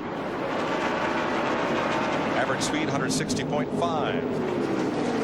We've had a real fast race, and you know, so far it's been real clean. A couple of spin outs early on, but it's going good right now. Strickland being overlapped in the Ginny Dunleavy car. Strickland, the driver, had that hard hit in Las Vegas, credited the hands device, as you heard in our pre-race show, with minimizing his troubles after a hard hit on the turn 4 wall at Las Vegas. Yeah, we talked about Hutt hitting the wall. We wanted to talk to him at the racetrack there, but I'm telling you, that was a 180-mile-an-hour lick. Started that way, drug the speed out of the car as he got to the fence, but when you see that right front tire folded up into the car with the driver, that's a hard lick. But he is okay and here to race today. Blaney to Jarrett, 1.96 seconds.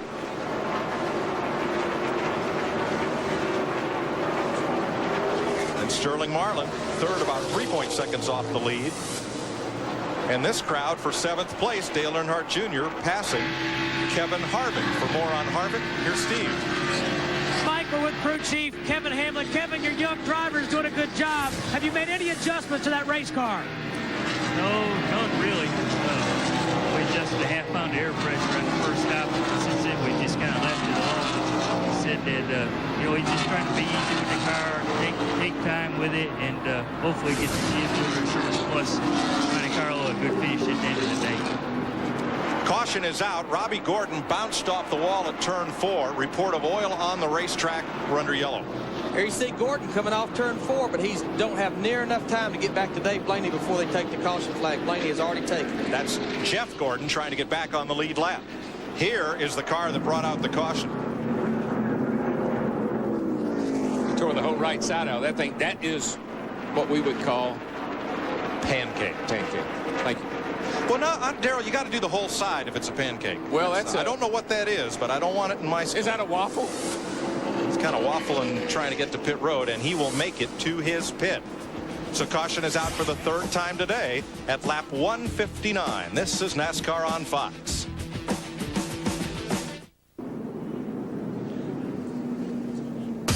NASCAR Winston Cup Racing, presented by UPS on Fox, is brought to you by Coca-Cola. Enjoy. Welcome back to Atlanta Motor Speedway, where Dale Jarrett has come to pit lane, leaving the leader out on the racetrack. Now, pit road flag is still waving closed. That red flag with the yellow X means the pit lane is not open yet. I'm not sure what to make of this. They're at the entrance of pit road, and if it's open, they'll wave a green flag. Earnhardt Jr. also makes a stop. Leader Dave Blaney stayed on the racetrack. Matt Kenseth, Ricky Rudd came in. If you pit when that red flag's still out, the penalty is at the beginning of the restart, you go to the tail end of the longest line. Now, normally, the pace car would pick up the field, and the next time by, the pit lane would open. But this time, the caution came out. The pace car did not immediately pick up the race leader. And the pit road is now open this time around. Jeff Hammond, how could this happen? Well, undoubtedly right there, Larry, when what happened was, I think everybody got picked up, they thought the first time by, so they automatically thought the next time by pit road's going to be open. Somebody went to sleep down there, whether it's NASCAR or the spotters won, because normally when the pace car goes by, the second time by, that opens pit road. You know how the pace car works, Larry? Well, but personally, I didn't see any reason why the pit road would be closed. There's no car in the way. Right. There's nothing going on down there to have the pit road closed. I'm sure that's what the drivers that came in thought. I mean, they'd already come by and took the caution flag. The leader picked up caution car, followed him around, and the caution car opens it up the first time by. Of course, like they always told me, we don't really care what you think. It was closed. Now the cars is in the pits, all the leaders are in the pits. Sterling Martin, the 40 car, you saw Dave Blaney, the 93 car. Again, they come in once they saw the green flag waving. Ricky Craven in the 32 car as well. We had about 6 cars pit, though, when the red flag was still waving. And they will be penalized. Dale Jarrett, Dale Earnhardt Jr., Matt Kenseth, Ricky Rudd, Michael Waltrip, and Rusty Wallace will all be penalized. Could be a big break for Jeff Gordon. You know, he's trying to get a lap back. Be interesting to see what he does. I mean, the bottom line, regardless, here Tony Uri, Dale Earnhardt Jr.'s crew chief, talking to one of the NASCAR officials. When I say it's closed, I'll tell you, we still made it today. Well, clearly, when those cars pitted, Darrell, the flag was still waving at the head end of pit road. That was the red flag with the yellow X that indicated pit road was closed, and NASCAR said they kept the pit road closed, trying to get things cleaned up from where that oil and debris was. Yeah, where Robbie Gordon come on the pit road, slinging the tire, dropping oil, and regardless of why the red flag was waving, it's not open. That's right. Why doesn't matter. Jump in here. Come on, stop the box, bud. Well, does this mean it's a new race for Jeff Gordon? Well, he'll probably get out of the pit first here. He'll be the first car up on the inside line because he's still a lap down. But with some of the faster cars having to go to the back like Jarrett, it's a great opportunity for him to get that lap back. Remember, Gordon ran out of gas under green. 20 cars outside. 20 cars outside. Just hold your lane. Races Tony Stewart down pit lane. Is going to beat him. No racing in the pits, boys. No racing in the pits now. Let's listen to Dale Earnhardt Jr.'s radio. Go. They're saying pit road was not open that time. Was the flag waving down there? We'll say yes. We come in.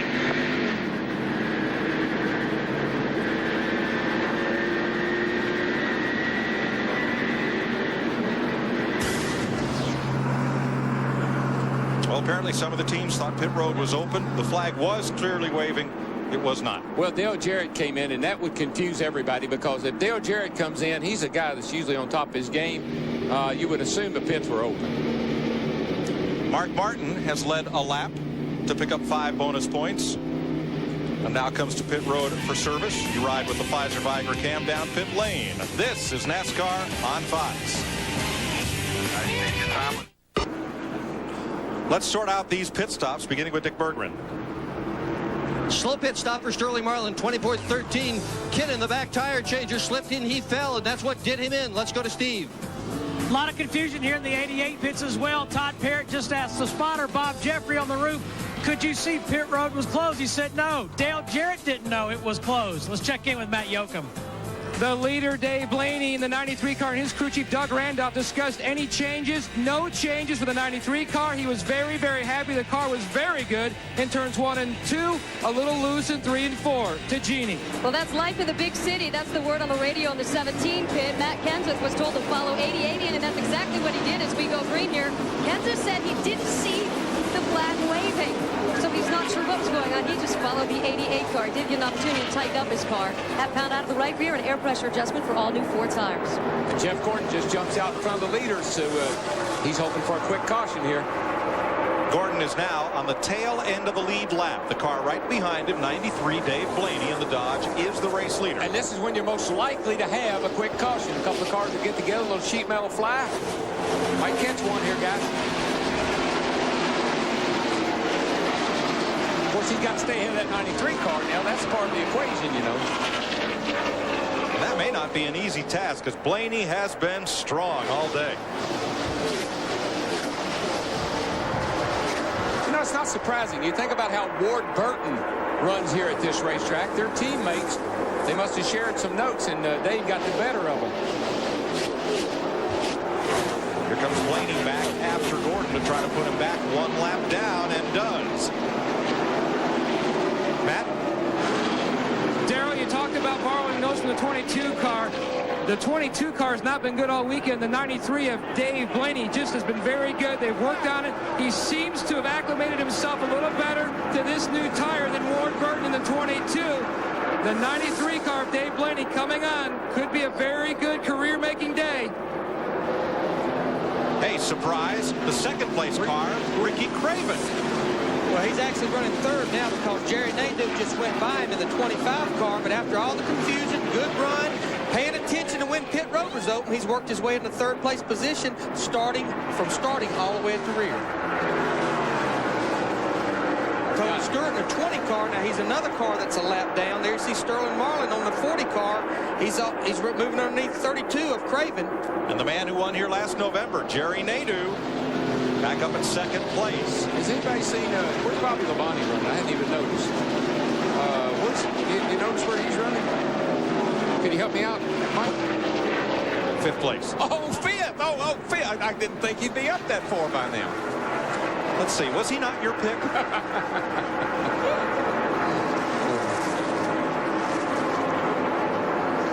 There is Bobby Labonte, the Winston Cup champion. For those of you with surround sound, let's put 800 horsepower in your ear. Crank it up.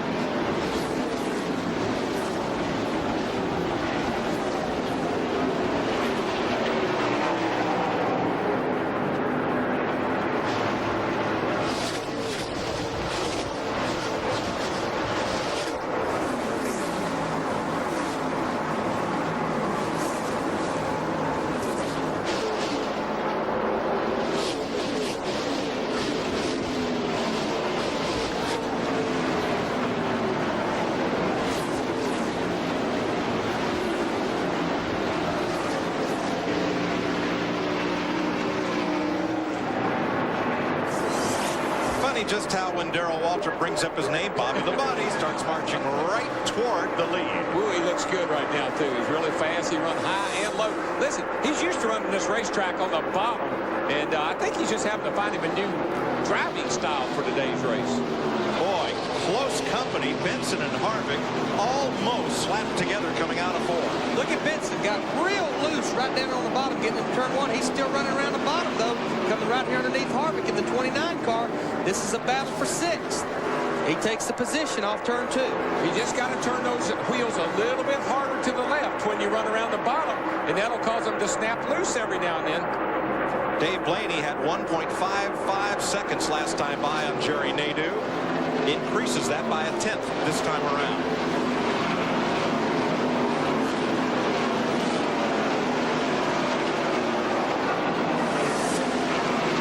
So went from 1.55 to 1.66 as Craven and Benson battle for fifth. Well, these guys are really wasting their time because Dave Blaney has already gotten into another zip code, guys. He just drove off and left these guys. Benson got those fresh tires. Don't know he's right around the bottom. He's going to take over fifth position. Well, Nadeau brought a little bit of it back. Gained about 5/100ths on that last lap.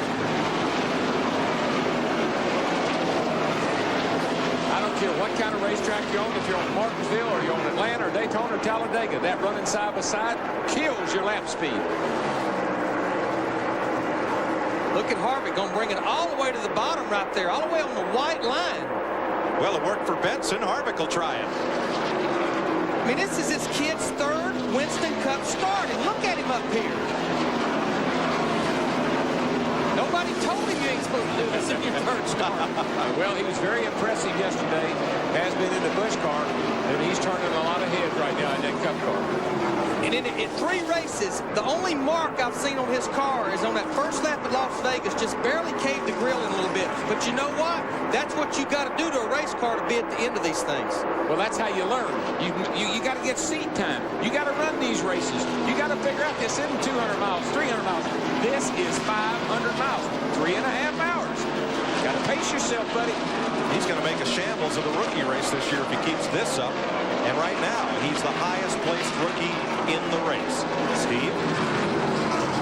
you're exactly right. It's amazing. Kevin Harvick on the last 3 stops, they have made no adjustments to that car with the exception of putting 4 new tires and pulling a 4-inch piece of duct tape off the grill. They have not tweaked that car in any other way for the 29 of Kevin Harvick. And Mike, let me tell you, when you take a crew chief like they have Hamlin, you take a car owner like Childress, and you take the experience they've had through the years with Dale Earnhardt, this kid has fallen into a golden opportunity. He doesn't have to tell them anything because they know what to do. But Kevin Hamlin told me he's got a good feel for that car. He's able to tell you what that car's doing. Said he's been struggling a little bit, talking about what the car's doing in the race, but in practice he's done a great job of telling what that car's doing. There's your leader, Blaney. Bobby Labonte keeps marching toward the front. He's passed Ricky Craven, and he's now up to 4th place and closing on Sterling Marlin. Jeannie? Well, I know that Darrell wants to take all the credit for this, so I made my way over to the 18 pit. They said, yeah, okay, maybe park Darrell's. But actually, they took a pound down in all 4 tires, and within their past couple of pit stops, they took out 5 rounds of wedge. Bobby is saying it's the first time this car has felt good all day. So, yeah, I think that's Darrell's doing, right? Well, that's what I'd have done. I'd just keep letting air out of the tires until he said it felt good. Larry, is 1 pound on all 4 tires, is that a big change? That's a pretty big change. But what that's doing, that's like softening the springs on that race car. It's getting it down in this slick racetrack right now. But I'm going to tell you what, 5 rounds of bite out of that thing, that's really freeing that car up. That's a lot of wedge out of that car, Darrell. That's probably a percent and a half of wedge. And that's a lot. But what they're doing, Jimmy Maycar, Bobby Labonte, they know they got to keep up with this racetrack. This racetrack gets tighter and tighter. The car turns less and less as the race goes on. Well, yeah, we say it gets tighter, but actually it gets slicker. That's really what the driver would like to be able to tell the crew chief. He's complaining about his pushing, but it's because he's not getting the grip that he would like to have. And you got to rotate that grip from the back to the front. Bobby Labonte, 5 seconds off the lead, 5.9 seconds off the lead. Dave Blaney's Dodge for Bill Davis Racing up front at 182 laps, and the 99 of Jeff Burton being lapped. Engine on Burton sounding a little off, and another bad day for a fellow we expected to contend here. 182 down, 143 to go. Here at Atlanta Motor Speedway, NASCAR's fastest unrestricted track. You're watching Winston Cup Racing on Fox, presented by UPS. NASCAR Winston Cup Racing, presented by UPS on Fox, is brought to you by UPS, the official delivery company of NASCAR. We want to race the truck. People love the truck. Riding along there with Dale Jarrett. Welcome back to the Cracker Barrel Old Country Stores 500 here at Hampton, Georgia. This is where your Koch family of drivers are running. Bobby Labonte racing that group in 4th place. Well, Jarrett slid back a little bit. Of course, he came from the rear. I guess that's one thing we had to remember. Steve Park out of the race with engine trouble, and Michael Waltrip's had a couple of stops on pit road. Jeff Burton's troubles continue out there running around about on 7 cylinders. Just season just keeps going backwards. Dale Jarrett going after Dale Earnhardt Jr. This is for 9th place. That's a real parallel there, isn't it? Dale Jr., 26 years old. Got his 42-odd-year-old buddy after him there. Current miles per hour up there on our ticker. And for more on Earnhardt Jr.'s day, here's Dick. Junior's been calling it with his pit, Mike, and he's talking about a vibration in this car. We have heard an awful lot about vibrations in the last couple or 3 races. And some of the crews are thinking that possibly what's happening is that this new tire has got little debris that builds up on the wheel itself, so it'll make the tire feel as if it's got a vibration. Not something that's really bad, like a loose wheel or an equalized tire. Nobody really knows what it's all about, but we did hear about it last week in Las Vegas. We also heard about it in Rockingham, and now Earnhardt Jr. is suffering with it here in Atlanta. Well, some of the teams had experimented with coating the inside of those wheels with Teflon to prevent tire buildup. Yeah, that's what I'd be telling my driver. Yeah. Just, you know, at the speeds these wheels and tires are turning, just a little something, rubber, whatever, I mean, it can really throw this thing out of balance. And we're running 190 miles an hour, so, I mean, it's just... What are we going to run at Darlington, Darrell? Oh, boy. You know, that track was built to run 140 miles an hour on, and we'll qualify at 170, probably 172. And I know down there in qualifying on Friday, down through turn 1 and 2, they'll be out of the gas about a millisecond. Some guys go try to run 1 and 2 coming to get the green and get down into turn 1. They'll run it wide open. Now, Darlington was built in 1949. And when that track was built, didn't they intend to run on the flat and the banking was the safety apron? And now, look, they run right up near the wall. Well, let me just put it in perspective. We talk about time. They'll run in a 28-second bracket. I lapped the field there in 1989 running 32 seconds. I won the race there in 1981 running 36 seconds. So that's how much the speeds have come down over the last 10 years. They call the track too tough to tame at Darlington, South Carolina. That's where we will be next weekend with qualifying and NASCAR Busch Racing Saturday and Winston Cup Racing Sunday. And the walls are old, but they're still hard. Dave Blaney, ex-sprint car racer, out front. Blaney has now led 46 laps of this race. And here's last November's winner, Jerry Nadeau, second place. About 2 seconds behind Dave Blaney.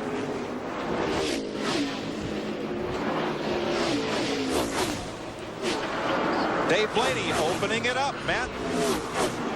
Mike, Dave Blaney, the 93 car, had been talking to his spotter, Eric Slade, about which line to run because the 25 car looked very fast. Jerry Nadeau did close up.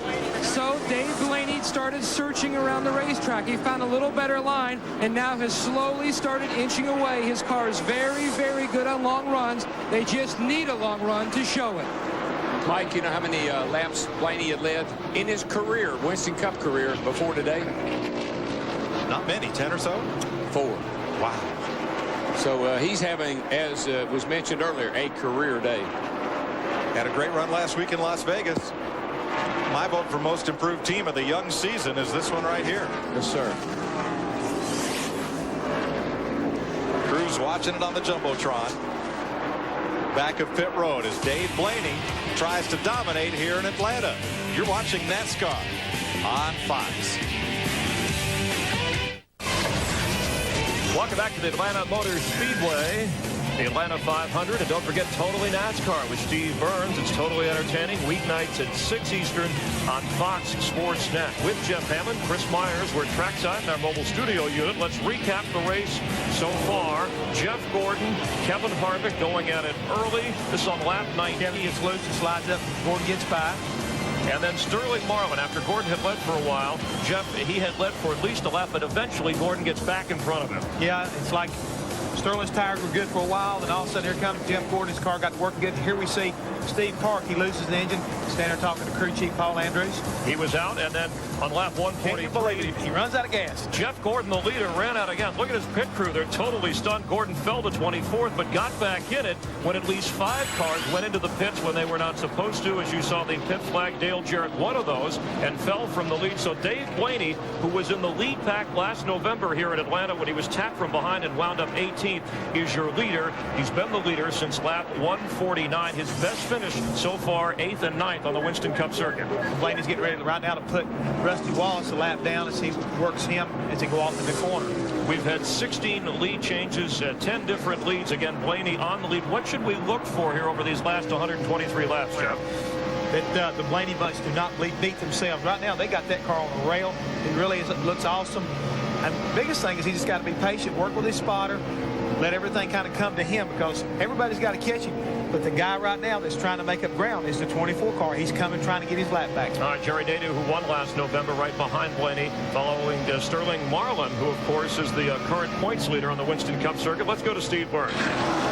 Chris Myers, there's a young man named Rick Colson who works on the 88 of Dale Jarrett. You can see he's practicing raising the track bar. That's an adjustment tool. He'll put it in a hole in the bottom right part of the windshield, rear windshield. He's also the catch can man. He catches overflow gas. He'll make this adjustment at the same time. Back home in Charlotte, North Carolina, he's a firefighter.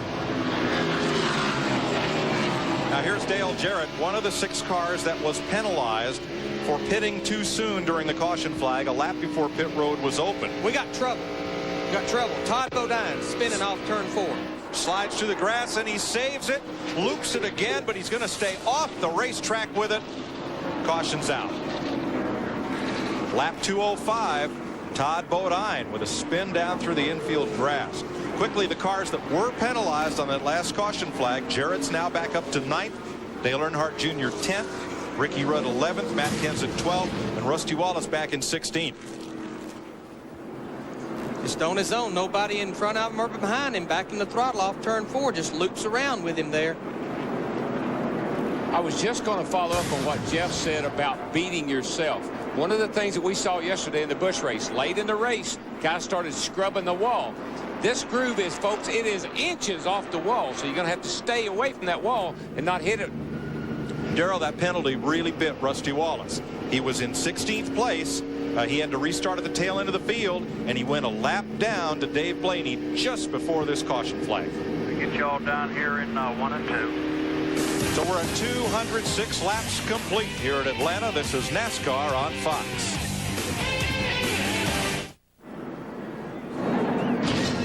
Welcome back to Atlanta. Let's show you leader Dave Blaney, Sterling Marlin, and Bobby Labonte's pit stops here under caution.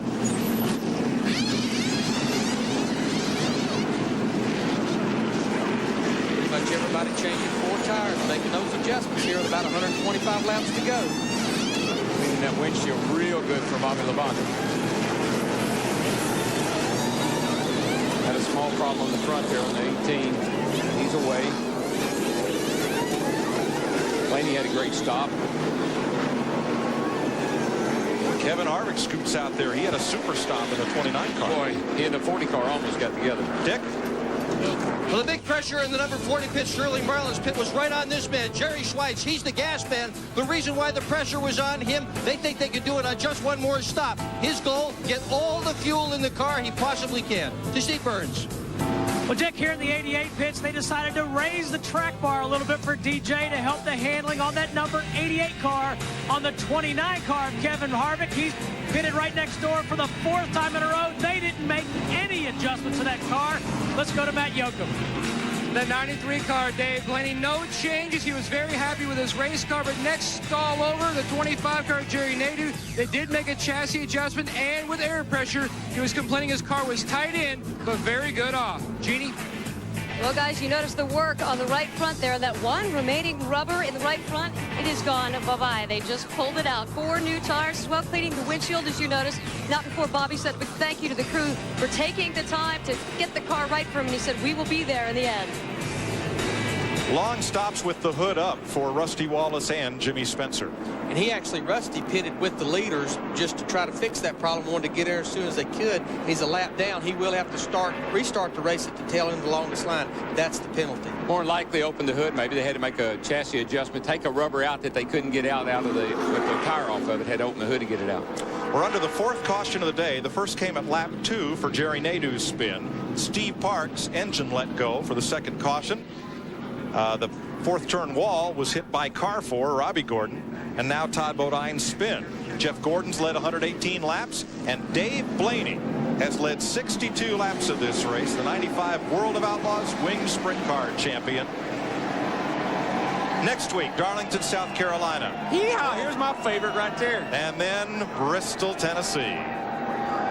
The short track that thinks it's a super speedway, and why not? And then we're off to Texas, to Fort Worth, April 1st. I've never got to watch a Winston Cup race from Bristol except on tape. I can't imagine what it's going to be like to be in the booth calling the race from my favorite racetrack. We're on 1 to go. We'll be coming to the green. As the crew chief, what you've told your driver, there's 120 laps to go. We can make it on one more stop, but you got to run about 60 laps a run here. Pull on them belts. We're going to keep adjusting on this next stop. We'll get going here. Better keep it out of the fence. That's all I can tell you, because that thing is the groove is so close. There's very little room for error. An important restart for Jeff Gordon. He's the first car in line on the inside. That means he's 1 lap down, and he's going to try to get his lap back from race leader Dave Blaney on the outside. Can't pass him until they get the start finish. Here we go. Green flag. Well, you can bet Gordo's going to keep it right in there tight on him when they get to turn 1, not give him any room if he can help it. Pretty much the same thing as the last restart. Jeff Gordon on the bottom there. He couldn't stay out front there for long a while ago. Let's see if they've adjusted that car and made him better. Blaney with the big rubber band down the back straightaway. Got some ponies up under the hood of that old Dodge.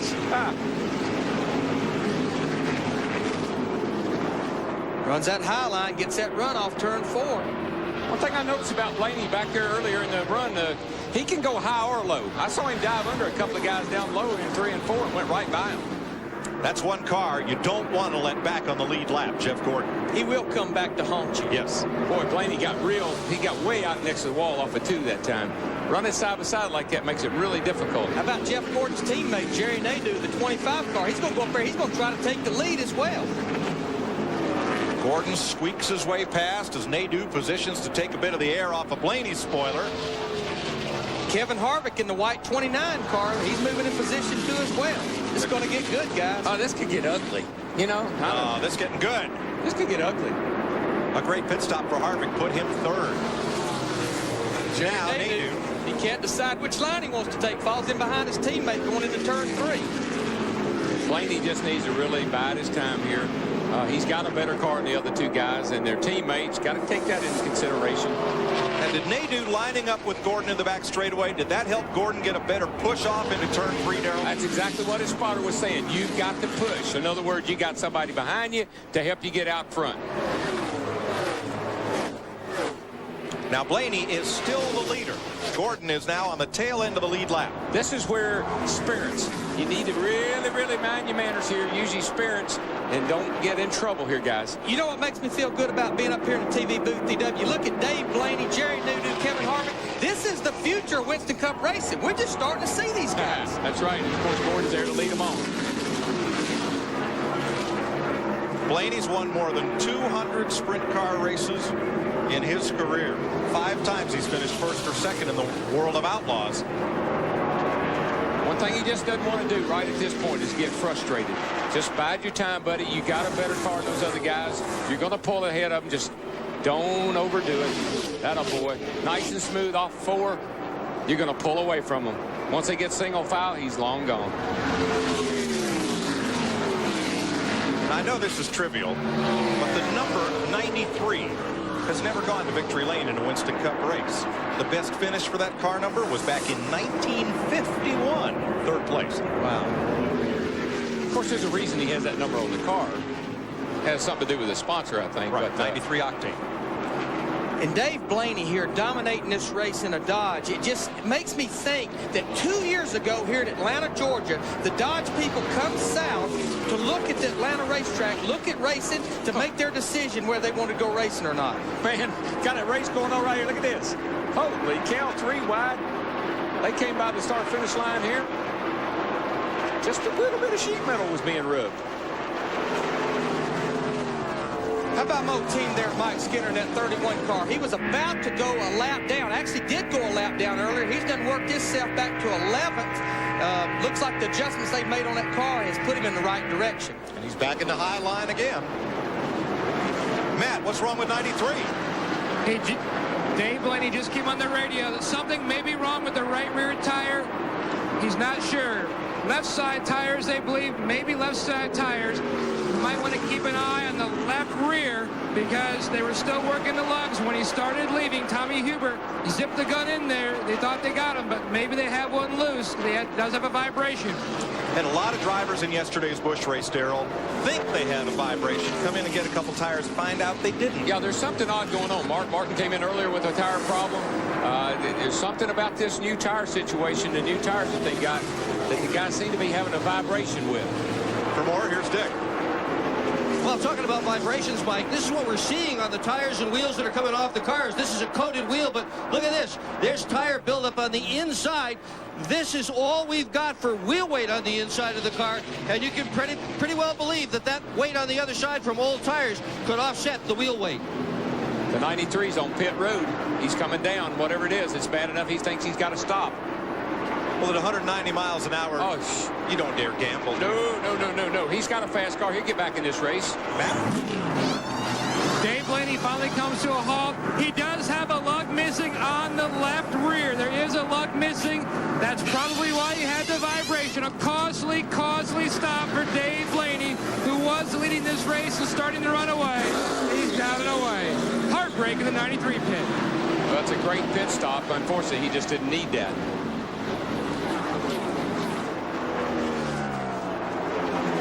You can't fault Dave Blaney for anything that he's done today. He has driven an absolutely perfect race, and he was in a position to win this thing. I'm not going to count him out yet, but he just dug himself a pretty deep hole. So Jerry Nadeau picks up the lead. Kevin Harvick and Sterling Marlin right there, nose to tail, second and third.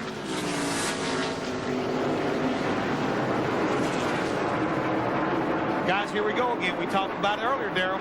Don't beat yourself. Under caution, what do? They get in a little bit of a hurry, and it costs them big.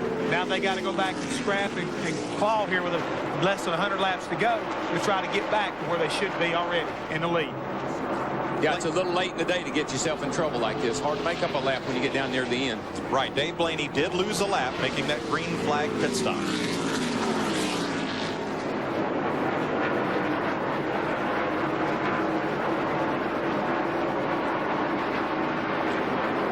Matt Kenseth and Ricky Rudd, who were two of those cars that were penalized for pitting too soon on the prior caution, are back up to 5th and 6th as you watch from the Haviland onboard cam of Ricky Rudd. And look how close, right up to the wall. I mean, there's no room at all. There's no room for margin for error whatsoever. Earnhardt Jr. passed Rudd. He was another of those drivers who were penalized. It wasn't a big penalty, but it was to the end of the lead lap car. Well, actually, the end of the longest line is where you go back to. Jerry Nadeau, boy, has his story turned around since the start of the day. If you've been with us all the way, you saw on lap 2 where he and Michael Waltrip touched a Nadeau's 25 when spinning into the front stretch grass. 5 drivers had to take to the grass to evasive action. Now he is our leader. Sometimes you got to be lucky, sometimes you got to be good, and then some days you're both.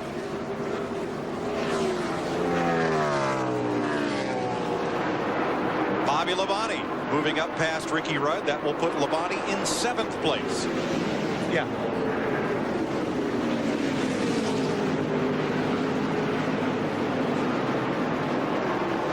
Got a lot to do down there on pit road in 16 seconds, Jeff Hammond. That's right, Mike. I'm sure everybody at home right now is wondering what happened on that 93 car of Dave Blaney when he come into pits. Whose fault was it? Why did the crew chief make him stop and put the nut back on? What goes on during a pit stop, and the way I look at it is the jack man is kind of like the quarterback. He starts this thing, he goes out, he jacks the car up on the right side. He's not supposed to drop it on the right until they got the lug nuts tight enough to where they can be let down. He comes around, he jacks the left side up, and he's not supposed to drop that jack. He knows that those tires are on there and tight. So sometimes when you're looking for who's got to make that call, it's not always the crew chief. It could be the jack man. He's the one that makes the final call. He's the one that drops the jack and tells the driver to go. The 88 car looks like the Dale Jarrett. He's making a move up through the field. Back to you, Mike.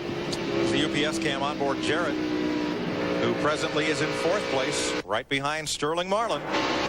Well, that team's one of the best. I've said it before. They're one of the best at taking an ill-handling car and just keep tweaking on that thing. Little tire pressure, little wedge adjustment. First thing you know, there they are in your rearview mirror.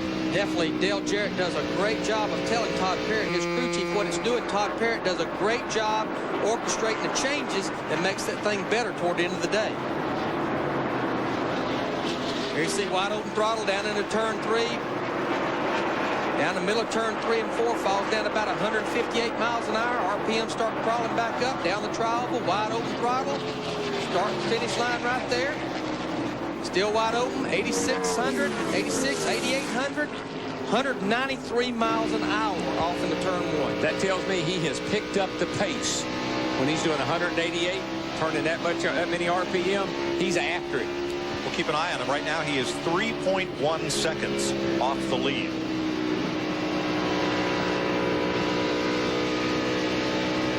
Behind Jarrett is Matt Kenseth. Behind Kenseth, Dale Earnhardt Jr. This race is for 5th place. And Junior had to fight his way back from that, longest line restart, too. So he's done a great job of getting himself back in the race. Harvick's up there in 2nd. And we got a car slow down here in turn 4. Kyle Petty. Remember, this is the first race that he has been in since Daytona. Missed the last 2 races at Rockingham and Las Vegas. And that's how you get behind. That's how you get behind on everything. Car development, engine development. When you don't run the races, you can't make your car better. Kyle Petty has gone to the garage as we watch Matt Kenseth and Dale Earnhardt battle. For more on Matt Kenseth, Jeannie. Well, guys, Jeff was just talking about life in the pits. Phil Dry, the front tire changer, actually has a broken finger. It happened 2 pit stops ago while he was changing a tire. They've taped it up, and actually Matt's last pit stop was their best of the day, so he's staying out there. Thanks, Jeannie. We saw Sterling Marlin get past Kevin Harvick. That's second place. It's fixed to get passed again by Dale Jarrett on the 88, right up against him at the start-finish line, going out into turn 1, has the momentum, takes the position away. And that car bobbling, the 29 car bobbling that way, it's just all the air coming off the front of Dale Jarrett's car. It literally blows him over when he gets up the side of him.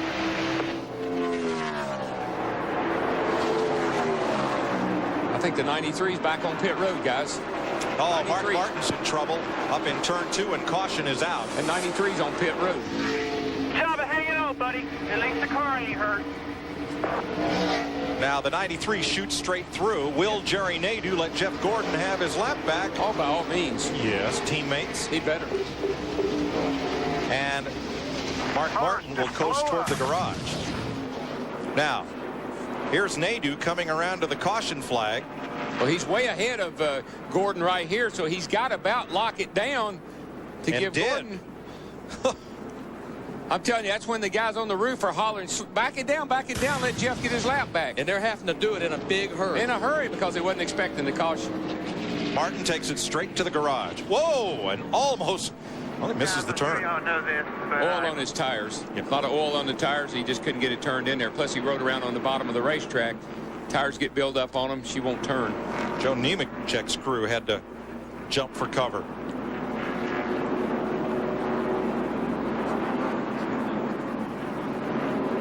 Close call. Here's what happened down in turn 1. Right where she turns the most RPM, Larry. Right about 8,800 right there. And they just won't take that. 500 miles is hard on these engines. Boy, look at it. He had his hands full, oil getting all underneath those rear wheels. He chases up the racetrack. You heard one of the crew members say, good job hanging on. Pit road is a busy place again. And guess who gets to come in with the leaders? Jeff Gordon. Jeffy boy. Matt? And Jerry Nadeau comes in as the leader. His car's still tight. They're going to adjust with more air pressure and a chassis adjustment. Let's go to Dick Bergris. Sterling Marlin in for 4 tires as well. This will be just 4 tires. No chassis adjustments at all. Darren Wolf on the front. 25 cars out. Disney Burns. Dick, this time they made no adjustments to the 88 of Dale Jarrett. The 40 is out. Kevin Harvick right behind. And surprise, surprise, again, no adjustments to that number 29. He's just going to drive the wheels off of it. That was a pretty close call on pit road with the 40 and the 25 car. Again. Yeah, again. And Jeff Gordon back on the lead lap.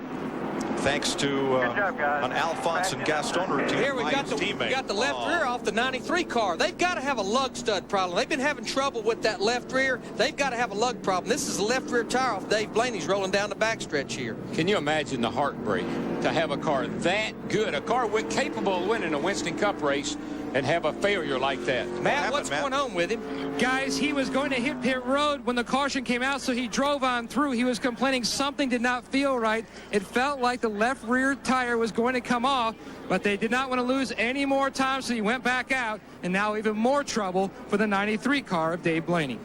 He ain't going to want to hear it, but you picked a fine time to leave me loose wheel. More. Not more of that, but more racing after this. I had 4, but Nascar Winston Cup Racing presented by UPS on Fox. 235 laps complete. We are under caution for Mark Martin's engine. Give us a second to look at the point standings in the other major NASCAR Touring Series. In the NASCAR Busch Series, Jeff Green, after yesterday's race here in Atlanta, is the point leader by 5 over Greg Biffle, and Kevin Harvick, who will run that whole season, holds 3rd in the standings. The NASCAR Craftsman Truck Series, after 2 races, Scott Riggs 5 over rookie Ricky Hendrick. And then Joe Ruttman, Randy Tolsma, Jack Sprague, former champ, rounds the top 5. We are under caution Because of misfortune to Dave Blaney after his pit stop, or rather that happened during the caution. It was Mark Martin who put us under caution with engine trouble. But look what happens to Blaney after exiting the pit. Away goes the left rear. Boy, that's a sad feeling for the driver, and it is a sick feeling for a crew chief. I just feel so, I hope he wasn't offended by my song, but I feel so sorry for him. Have a car that good, and to have it all go down the tube. You might as well laugh about it, Darrell, because crying won't help. So Dave Blaney gets hauled back to the garage area, and we'll be back with more NASCAR on Fox after this.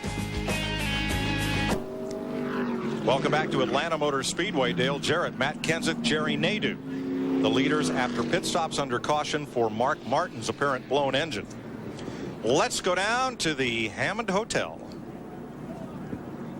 What a great race today. Have you had a good time today, Amy? It's been a great race. Wonderful time. I'm telling you. Excellent. It's been wonderful. This is the way to see a race, too, in a hot tub, Jeff. The Hollywood Hotel, you really know how to take care of me at the races. I mean, Well, hey, I told you I'd take care of it. Look, I'm listening right now. I'll tell you. What's going on? We've got to probably close this thing out. It's getting pretty close to the end of the day here, so we better probably get back inside and get ready. We're going to have to wrap things up. You know, you got your notes ready? I got my, the guys in the booth are always so tense when they call a race. They should sit back and relax and enjoy. They just don't understand how to live. I try to tell the guys up there, I try to tell Darrell and Larry, they had to get in the groove.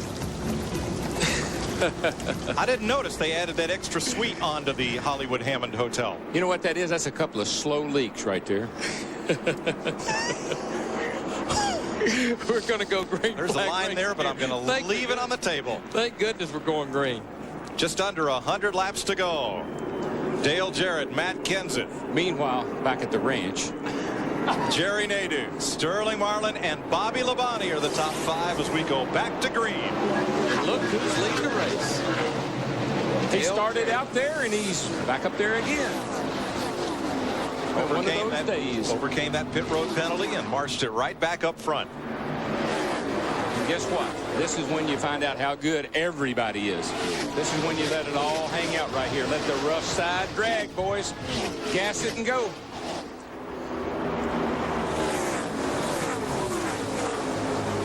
Old Junior called me up and said, Durrell, you want $250,000 or you want $75,000? That's all he had to ask me. And by the way, you ain't laying down on me, are you, boy? Looking out of Tony Stewart's car again. Tony a lap down. Look at three wide here. Michael Waltrip, Bobby Labonte had to get out of the throttle. Todd Bodine goes by. Ricky Rudd goes by. Jeannie. With the 18 cars, he doesn't have much control. We're told he just lost a cylinder. Oh. Well, it's going to make my prediction a little sorry for the day.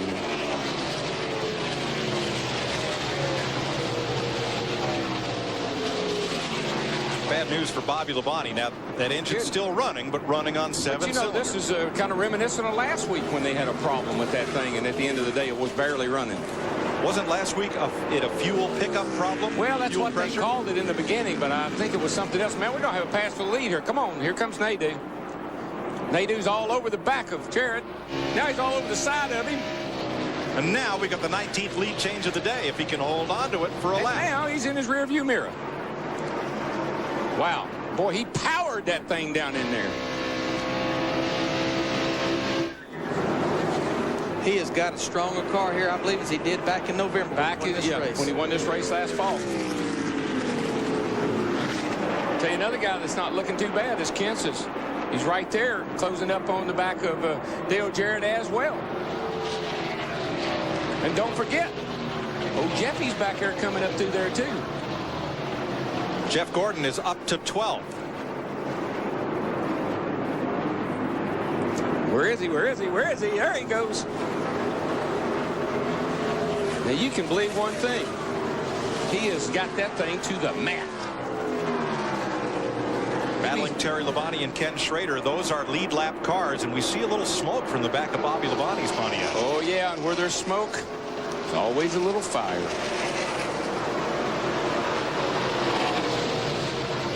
.32's off the pace on the pit lane. Trouble for Ricky Craven. He's had a great day. And that was a lead lap car. Jeannie? Well, I'll tell you guys, it's been a tough couple of laps for the 32 car. It started out with an oil pressure problem, and now they believe they may have blown a cylinder as well. low gears, Larry. I told you yesterday you can't turn these motors 88, 89, 9,000 for 500 miles. This ain't no 400-mile race. And this is a hanging RPM. We've seen it on the telemetry. It don't lose many RPMs in the middle of the quarter. You're at max RPMs when you cross the start-finish line. It just gets up there and hangs. It just hammers those valves. I don't know why these boys won't believe what I'm trying to tell them. I told them that yesterday. Sterling Marlin has gone past Matt Kenseth. That's for third place. You see Marlin on the left of your screen. And let's get an update on Dave Blaney from Matt. Dave Blaney sits quietly but very frustrated in his race car. They replaced the hub. When the car came in, all the lugs were missing. They took the hub off, put a new hub on. Right now they're running the rear end just to see what it looks like before they put another tire back on. Now Tommy Hubert's going to put a tire on. They're going to discuss whether to send him back out. It looks like it, but a very tough break for Dave Blaney. He's fallen to 39th place, sitting behind pit wall while repairs are made. Another guy back in there that's checking out pretty good too and making some big passes is Dale Jr. I tell you what, I think the speeds are up. That's what's getting these motors, Larry, because look how much the track's cooled off. When we started, track temperature, that's what we look at. It started at 92 degrees, done fell down 3 degrees to 89 degrees, and that'll also mean these cars will start tightening up. They'll start not biting the front wheels as much, but again, run faster, more RPMs. They'll start handling better. When the track cools down, they start getting that grip. They get back in the gas. They see that big number at the end of the straightaway. Jeff Gordon's coming. He's tracking Johnny Benson, the 8th place car, number 10. Oh, that baby is down. And I see a little smoke coming off them flames. Ooh, she's hunting. Get him, boy.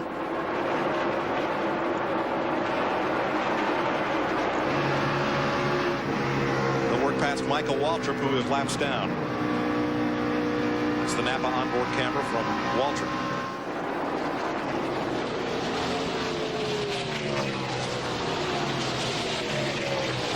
Jeff Gordon owes his teammate, Jerry Nadeau.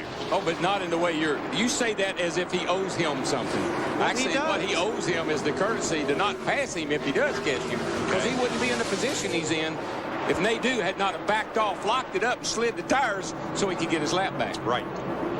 So he owes Jerry Nadeau a favor. Right now, he's almost 8 seconds behind his teammate, Jerry Nadeau. But one thing we hadn't talked about, when that last caution come out, everybody still will have to make a pit stop. If it should stay green, everybody will have to pit. And Nadeau started up on the front. He's in clear traffic. I mean, he doesn't have anybody in his way. And Gordon's got to come through everybody to get to him. So he's got a monumental job ahead of him to get up there and race him for the win. Chevy, Ford, Dodge, Chevy. At the front. How'd you like that? Monumental. Hey, I ain't no slow leak like them cats down yonder are. Clear. All right, let's cycle back here and look at the intervals behind Jerry Nadeau. First, Dick Berggren. In the Human Resources Department of this afternoon's Big League Automobile Race, let me tell you what a crew chief is and what a car chief is. Crew chief's a guy who has to take care of the media. He has got to make all the calls about when the car comes in, what they're going to do to it on pit stop. The car chief is the guy who handles just the mechanical end of things.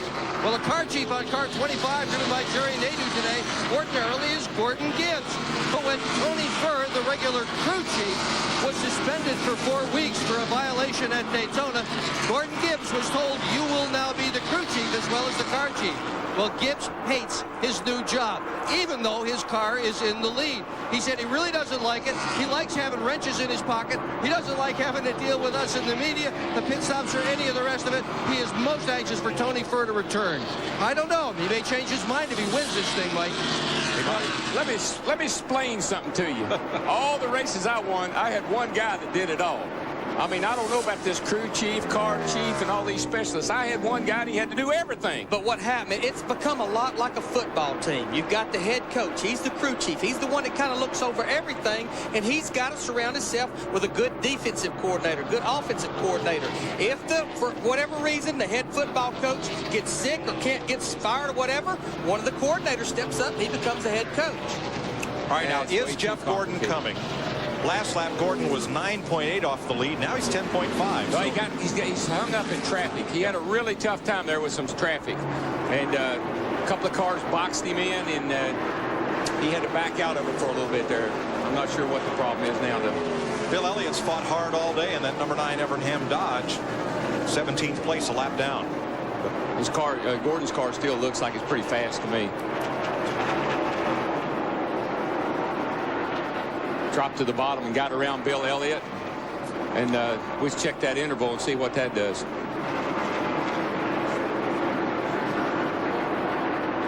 Now both Nadeau, the leader, and Gordon are clear of race traffic. Gordon, the 9th place car. But Nadeau is coming to the line right now. Here he comes. And Gordon is going into turn 3. That's how far behind he is. And that looks like this many seconds. Here comes Gordon to the line. And the interval's unchanged. Dale Jarrett actually having the fastest lap right there.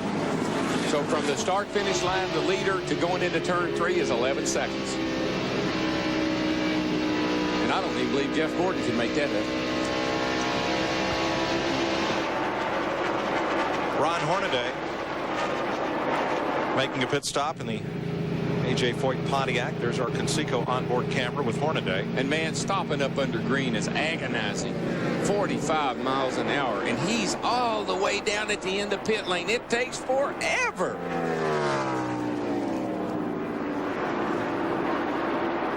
Going to look at left side tires on Hornaday as you watch the 2 leaders, Nadeau and Jarrett.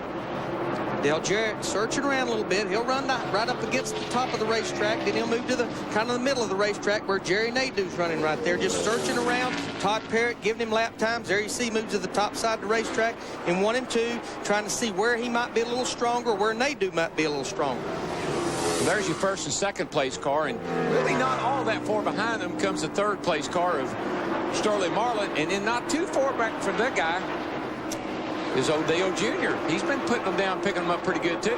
8th place, Jeff Gordon going past Johnny Benson.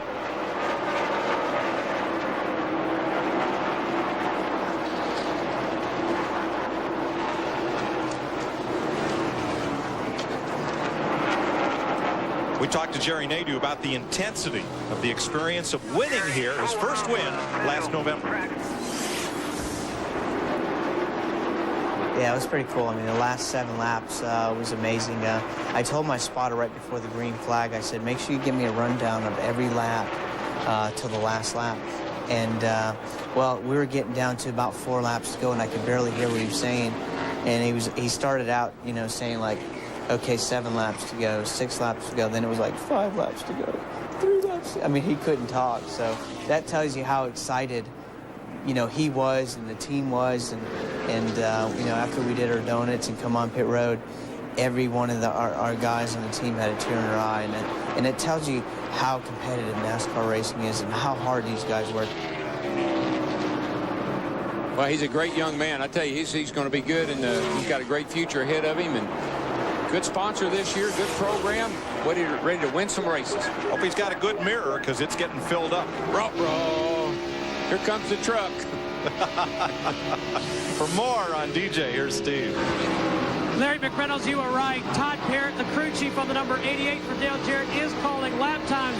But DW, I'm curious. I've heard Todd Parrott say 3 times, DJ, take care of that right front tire. How in the heck are you supposed to do that going into the corner at 190 miles an hour?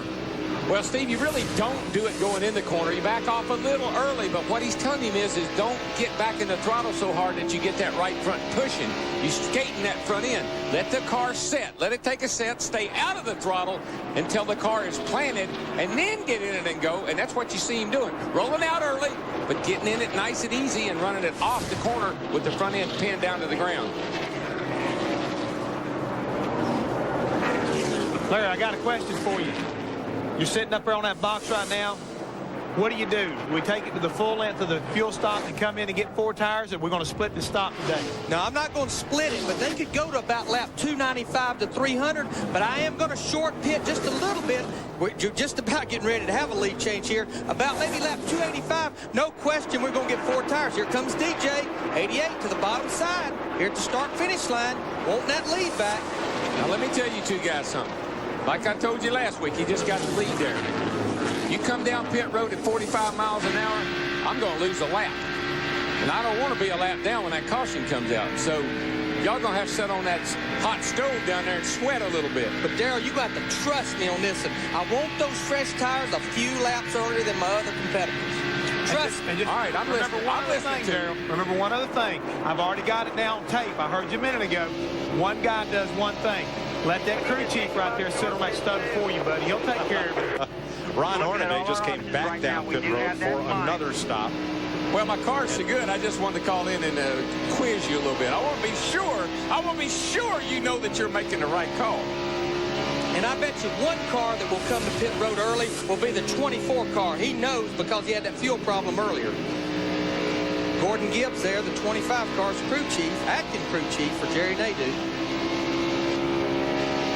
Well, it's becoming overcast, and the track, I'm sure, is going through a huge change right now. That can make a big difference. It seems to have made a huge difference in Dale Jarrett's car, for sure. By the way, Ron Hornaday's car pushed to the garage, where it will join Mark Martin, Kyle Petty, and Steve Park. What's wrong with Hornaday, Dick? He's pretty well lost the clutch on that number 14 car, Mike. He made a couple of pit stops, a lot of smoke on the last one. Back into the garage with it. He's in trouble. Kevin Harvick at 6th place. He lacks about 3 seconds to Matt Kenseth, battling Ricky Rudd. Now that is for position. That's the 6th place battle. And I look at Ricky Rudd there, looking out the front windshield right here. Started 23rd. We've talked about the tire here at Atlanta. Ricky Rudd and this race team is the one that come here in January and helped Goodyear confirm this is the tire they wanted to run here. Sometimes it helps a team to help Goodyear do the tire test that gets you long runs on the race tire. Yeah, I don't say it helps the team. It absolutely is a big advantage, and that's why they have to rotate around a lot of different teams and let a lot of different teams do the tire test. We used to do them at juniors, and I always had an advantage when I went to a racetrack when they had a new tire. Now this tire will be used at a lot of the intermediate-sized tracks this year. In fact, more tracks will use this tire than any other particular tire construction that Goodyear's come up with this year. Dale Jarrett really having to work a lot of traffic right here going underneath Jimmy Spencer. Jerry Nadeau's liking what he's seeing. There's the 18 car. Remember, he's on 7 cylinders. Dale Jarrett has to go to the low side to get by him on the front stretch. Boy, takes a lot of confidence in the other guy when you can cut down in between a couple of guys like that. That was Kenny Wallace and Bobby Labonte, and he knew he could do that, and they'd give him room. You know, it's going to be the 2nd week in a row that Bobby Labonte does not finish on the lead lap, combined with being in the big wreck at Daytona. Tough start for the defending Winston Cup champion. Matt? The temperature is dropping down on pit road. Gordon Gibbs and Jerry Nadeau were talking over the radio about what they're going to do on their final pit stop, which they would like to see around lap 280 to 285. They will make a significant adjustment. Moments before, Gordon had all the guys huddled around with their headsets off, talking about the changes that they will make. They did not talk about it on the radio because the 24 team of Jeff Gordon is right next door, and they don't want to show their hands at Gordon or the leader, Dale Jarrett. Noticing one thing a minute ago when they were showing that shot. The gentleman was talking to Gordon Gibbs. Is Ken Howes. He's been with Hendricks for a long time, worked with some of their GTP cars. Very, very smart guy. Understands pit strategy very well. Now, Jeff, one thing I know they won't do, I don't think they'll do with success, is even with about 25 or 30 laps to go, they will not try just 2 right side tires. Because Goodyear has toughened this right side tire up, it's really been making those left side tires work and wear. Wouldn't you agree? I definitely agree with that right now. If you don't get 4 tires here today, you're going to shoot yourself in the foot, and your driver's going to come looking for you, especially if you're leading this race. I know DW wants 4 tires. Well, it depends on where I was running. I just got to tell you, if I was back in there somewhere and I was pretty good, just decent, I didn't have a shot at winning it, I'd roll the dice. I'd come in, get me 2 tires and a splash of gas, and I'd get to the end. Now, I know I'm going to get outrun, but I'm going to have such a huge track advantage that they're going to have to catch me. You're going to have a track advantage. They're going to catch you, all right. They're going to run all over you is what's going to happen. I tell you, a guy that's in the picture here, guys, don't count him out, is this little guy right here, Dale Jr. He's been moving up through there. He's in 4th place. 17's right there with him, Matt Kenseth, and Sterling Marlin is right ahead of him. Got some cars that are still in this race. Look, that's Kenseth right back there. He's just drafting Dale Jr., and they're making pretty good time right now. And it is so good for everyone in this sport to see Dale Earnhardt Jr. have a strong run. He's carrying the team this weekend. Park's out. Michael's had trouble. It's Dale Jr.'s time to shine. But this is the man they are all chasing. twice in trouble over here in turn 3. Flaming Kenseth slides, hits the wall. Boy, that's ugly. That birthday cake had way too many candles on. Yeah, Look at all the that's smoke inside that car. Man, that's an oil fire. He's got the window net down. He wants out of there. Come on, buddy. Come on, hop out there. He's okay, Darrell. He's got the Hans. He's got the Hans on. That's this device right here. You can get out with it on. That's the Hans device he has on. He got up out of there. Caution, of course, is out at lap 275. See, that's what people don't realize. When you got to get out of there, you got incentive like he had to get out of there, you'll figure out a way to come up out of that thing. That looked like, never mind birthday candle, that looked like a Roman candle that was turn 3. That was ugly, Mike. I mean, that's an oil fire. That's what happened. The engine blew and just got oil all over the headers, and the thing caught on fire. From Dale Earnhardt Jr.'s Bud Cam. See a little smoke coming out of it? Then she just ignites like a Roman candle. I'd say the whole bottom end come out of that motor, and this is the second Roush car that has blown up today, plus Jeff Burton, another Roush car, is out there on 7 cylinders. Too much gear. And they will pull some low gear. Oh, they will. They'll pull lower than anybody. Whoa, look at that. That's not a fuel fire. That is an oil fire. Looks like John Force going down the straightaway on a drag strip.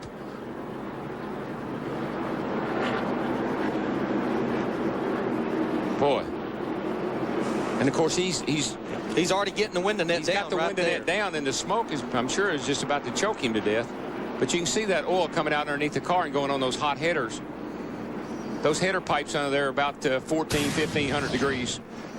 And Bobby Labonte's race may not last much longer. He's puffing out both pipes. With 50 laps to go, I think it's on its dying leg. Well, that's the same thing. That's how it looked last week. And he'll probably nurse it to the finish, but obviously out of contention. I can't predict blown motors. I'm just sorry. Pit road's open. Critical pit stops right here. Where is Jimmy Spencer going into 26? Don't know. He's racing, man. And he's not even on the lead lap. So no, but if he keeps doing that, he will be. He'll be on the lead lap of everybody. All right, let's go to Matt. The 25 car of Jerry Nadeau hits first. They're going to make significant changes. A wedge and also track bar adjustment. 4 tires. Shane Parsnell already dances across to the front. Tony Ham to the left rear. Let's go to Dick Bergman in the 8 pit. Dale Earnhardt Jr. here with him on the pit road. Going to take 4 tires, just like you guys in the booth said they were going to. Let's go to Steve. Dick, no adjustments for Dale Jarrett, just 4 tires. He's out at 15 seconds flat. That's world class, and it puts him back in the lead. And one thing that helped his pit stop, he was in an in pit. How you pick your pits is by how you qualified. All he had to do is move about 10 feet to beat all those other guys out. Plus, they had a good pit stop. Darrell, those end pits are asphalt. The other pits are concrete. Is there any difference in getting launched from that pit? Yeah, maybe a little bit, but I actually think he's back on the concrete. And the only thing wrong with that pit is when you have to pit under green flag stop. A caution flag, yeah, a caution flag's great. That's where you want to be, but man, it's a little tough there under green. Uh-oh, Kenny Schrader, look at that. Catch can. You know, he's got it hidden in there nicely, though. I barely can see it. You sure that's not a can of dog food?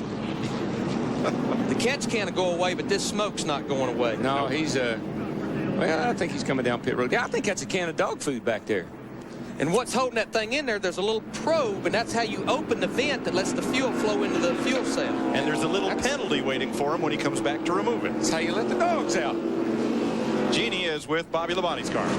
Well, a lot of smoke from the 18 car, but believe it or not, this is just a usual pit stop. He's going to get 4 tires here, trying to keep it clean. And his bottom line right now is to keep that RPM up so that he doesn't smoke as much and keep the engine going till the end. Oh, that thing sounds awful. All right, Schrader came back in. Remove the can, stop and go. Remember last week in Las Vegas, Dale Earnhardt Jr. left his pit with a catch can attached. Shake, shake, shake. Shake your booty.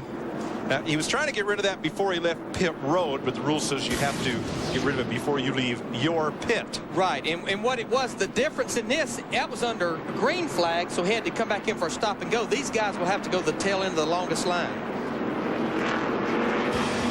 It's a tough break for Schrader, who's been on the lead lap all day. We'll be right back to Atlanta with more NASCAR on Fox. last November, right here at the Atlanta Motor Speedway, our own old DW finished his stellar career. From Owensboro, Kentucky on through 84 wins and 3 Winston Cup titles.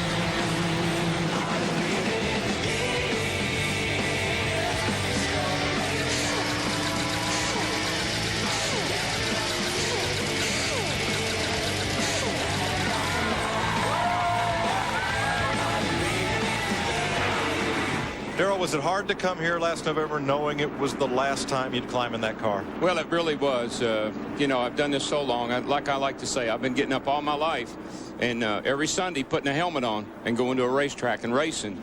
And I really, it was the most difficult thing I've ever had to do, knowing that that was the last time I was going to sit behind the wheel of a race car. But I got to tell you, I sure am getting the itchy feet again. Oh, I don't know. You may have traded that helmet for a headset, but we're glad to have you up here. Well, I'm having, you know, this actually has turned out to be a lot more fun than I thought it was going to be. The Fox people, you guys, Larry, Mike, everybody down, and Jeff, and everybody, Chris, it's just made it, we're having a, I don't know if anybody else having any fun or not, but I am. Let's hope they are. Let's see if they have drained the hot tub down in the Hammond Hotel. Well, we're always ready to go, all right? I think that... what are they talking about? I don't know. That we're always here Did y'all working miss us hard. or something? That hot tub research paying off. I want to talk about the last right series. now, I would like to point out, Yes. if everybody's paying attention, my colleague here picked Dale Jarrett to win this thing, and I do believe the 88 car is leading the race. Well, but we have a lot of race to go. Now, what should we look for? Jerry Nadeau, who won this race back in November, is second. Kevin Harvick has run a terrific race, is also in the hunt, but it looks like Jerry is right where he wants to be. And again, Ford it's been all Chevy so far in the first 3 Winston Cup races. Well, that's been the hard thing right now. I think Jarrett's fast on some short runs, but what I'm really concerned about is whether or not he can do it, you know, long on a long run. But another guy right there is kind of laying in the weeds is, don't forget old Sterling Marlin. He is the point leader, and he's been hanging around that top 5 all day long. He's got that Dodge working really well. And the reason he's the points leader, he has finished among the top 10 in all 3 races so far. That last pit stop, we saw Dale Jarrett take advantage. What was it, 15 seconds, maximizing the opportunity. Always have a good pit stop. Those guys are some of the best around. But one thing right now they got going for them, and Larry pointed it out, being in that end pit, you get an opportunity to jump over the line and you can get it done. Hey, you messing with me again? Huh? Look, I got one too. Where you at? I can write There's a guy that's all hat and no cattle. I just didn't know if anybody. I can get you back. I can get you back. Let's roll. Do we have that recap? Let's go back to lap 143. There's a couple of instances that happened here when Jeff Gordon was actually allowed in the race by teammate Jerry Nadeau. Yeah, we do have that, right? Right, Richie Z and already have that rolling. Yes, we don't have it. We don't have it yet. Okay, we're gonna hear from Matt. There's Felix Sabatis down there watching. Yep. We'll get to that recap in a moment. Let's go down to Matt. Matt Yoakum. Owner Rick Hendrick of the 25 car was on his radio to his driver, Jerry Nadeau. They were talking about, under caution, what Jerry would like if he actually wins the race. Jerry thought about it, said, well, boss, I'd like a new truck. He says, really, is that it? He goes, well, no, actually, I'd like a new BMW. Can you help me out with that? He goes, well, I think so, but if you lose, I'm going to fire you. And they started laughing, and Jerry came back out and said, well, actually, boss, I really could use a new engine for my dirt car I'm going to run next month in Charlotte. That headset Rick Hendrick had on is something brand new. It's noise canceling. I tried one on the other day, and it wipes out all the car noise from the Speedway. Costs $900, and for I'd say it's worth it. Well, I'd like to have one of those, particularly when Jeff is calling up here and talking to us.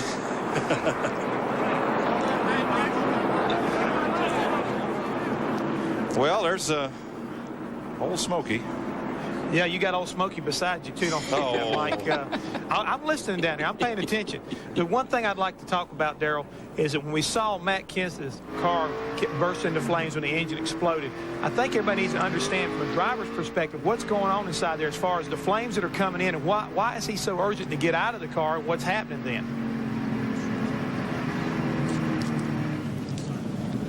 I mean, look at out of the race. In 5 of these 6 cars that's out of the race has been blown motors. Darrell, we've talked about it. We talked about it early in the race. RPMs, hanging RPMs, not RPMs just spikes up there, gets up there, hangs at that 88, 8900, just more than these motors can take. Yeah, what we're talking about when he talks about hanging, it's the harmonics. It's like holding a street car engine wide open. You can rev it up all you want to, but when you hold it up there at a certain RPM for a long period of time, things start to harmonic. When they harmonic, they break.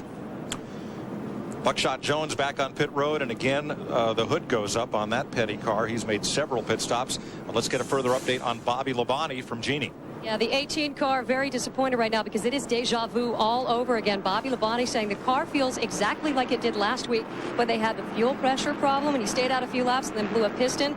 They're literally going to have to go back to the shop, guys, and go through the box of parts and figure out if they have a bad batch, and that could be the problem. But Darrell, my question to you is, how can he keep going out there? He's smoking like a cigar and he's down a cylinder. Well, he can keep going because he's got 8 of them. He's only used up a couple so far, so, you know, if he doesn't run out of cylinders, he'll be all right. But what they've got is that probably exactly what you hit on there is a bad batch of pistons, possibly. And they're burning these pistons. Seen it happen in the past. Start a new season, you get all your new parts in inventory. First thing you know, you go look in that bin number, that particular set of pistons was made, but a whole bunch of others, and you go through them and you throw them all away. And what will drive these engine builders crazy till they figure out what the problem is, they're liable to have 7 or 8 race motors already built, ready to go for 3 or 4 races in advance. They have to find out, go back and tear all those motors apart. He continues to come to pit road more and more, just trying to nurse that thing for these last 45 laps. But until they can figure it out, it'll drive them crazy. And what he did that time was just roll through to go to the tail end of the line. Labonte coming back out, and also there's Robert Yates, also a renowned engine builder, in addition to owning the Jarrett and Rudd cars. Hut Strickland also made a pit stop with 1 to go. Next weekend, historic Darlington, South Carolina. Qualifying on Fox Sports Net Saturday, the NASCAR Busch Race and Winston Cup practice on FX. Then Sunday, on the net, NASCAR This Morning and NASCAR Victory Lane bookend our coverage on Fox of the NASCAR Carolina Dodge Dealers 400. Be with us at 12:30 p.m. next Sunday, Eastern Time. You know, one question that has been asked a lot is why, as fast as they are here, don't we run restrictor plates? I've actually been part of a restrictor plate test here. The problem was it slowed them down on the straightaways. They run wide open through the corners. The end result was the same speed. So that's one reason we don't run restrictor plates here at Atlanta. Getting set for this restart at lap 283, 42 to go. And we're back to green. Dale Jarrett, Jerry Nadeau, Kevin Harvick, Dale Earnhardt Jr., and Johnny Benson are the front 5. Just real quick, while we get up to speed here, you think about the 20 car, he had the same motor program. He hadn't had any trouble. So it just could be real confusing sometime. And that 20 car of Tony Stewart unable to get a lap back from Dale Jarrett. Boy, that 25 is, man, he is on the bottom and coming. Here it comes. Ooh, cut that thing. Oh, well, he cut it. Had to cut it real hard to get down under Dale Jarrett. Nadeau back to the lead. 21st lead change today. And here comes Harvick. Here comes Dale Jr. We got ourselves a pretty good little hot rod race here, boys. We're not going to do any noise canceling, Darrell. We're going to let the folks at home feel what it's like to be at a Winston Cup race. The pictures tell the story, and you'll feel the power if you crank it up.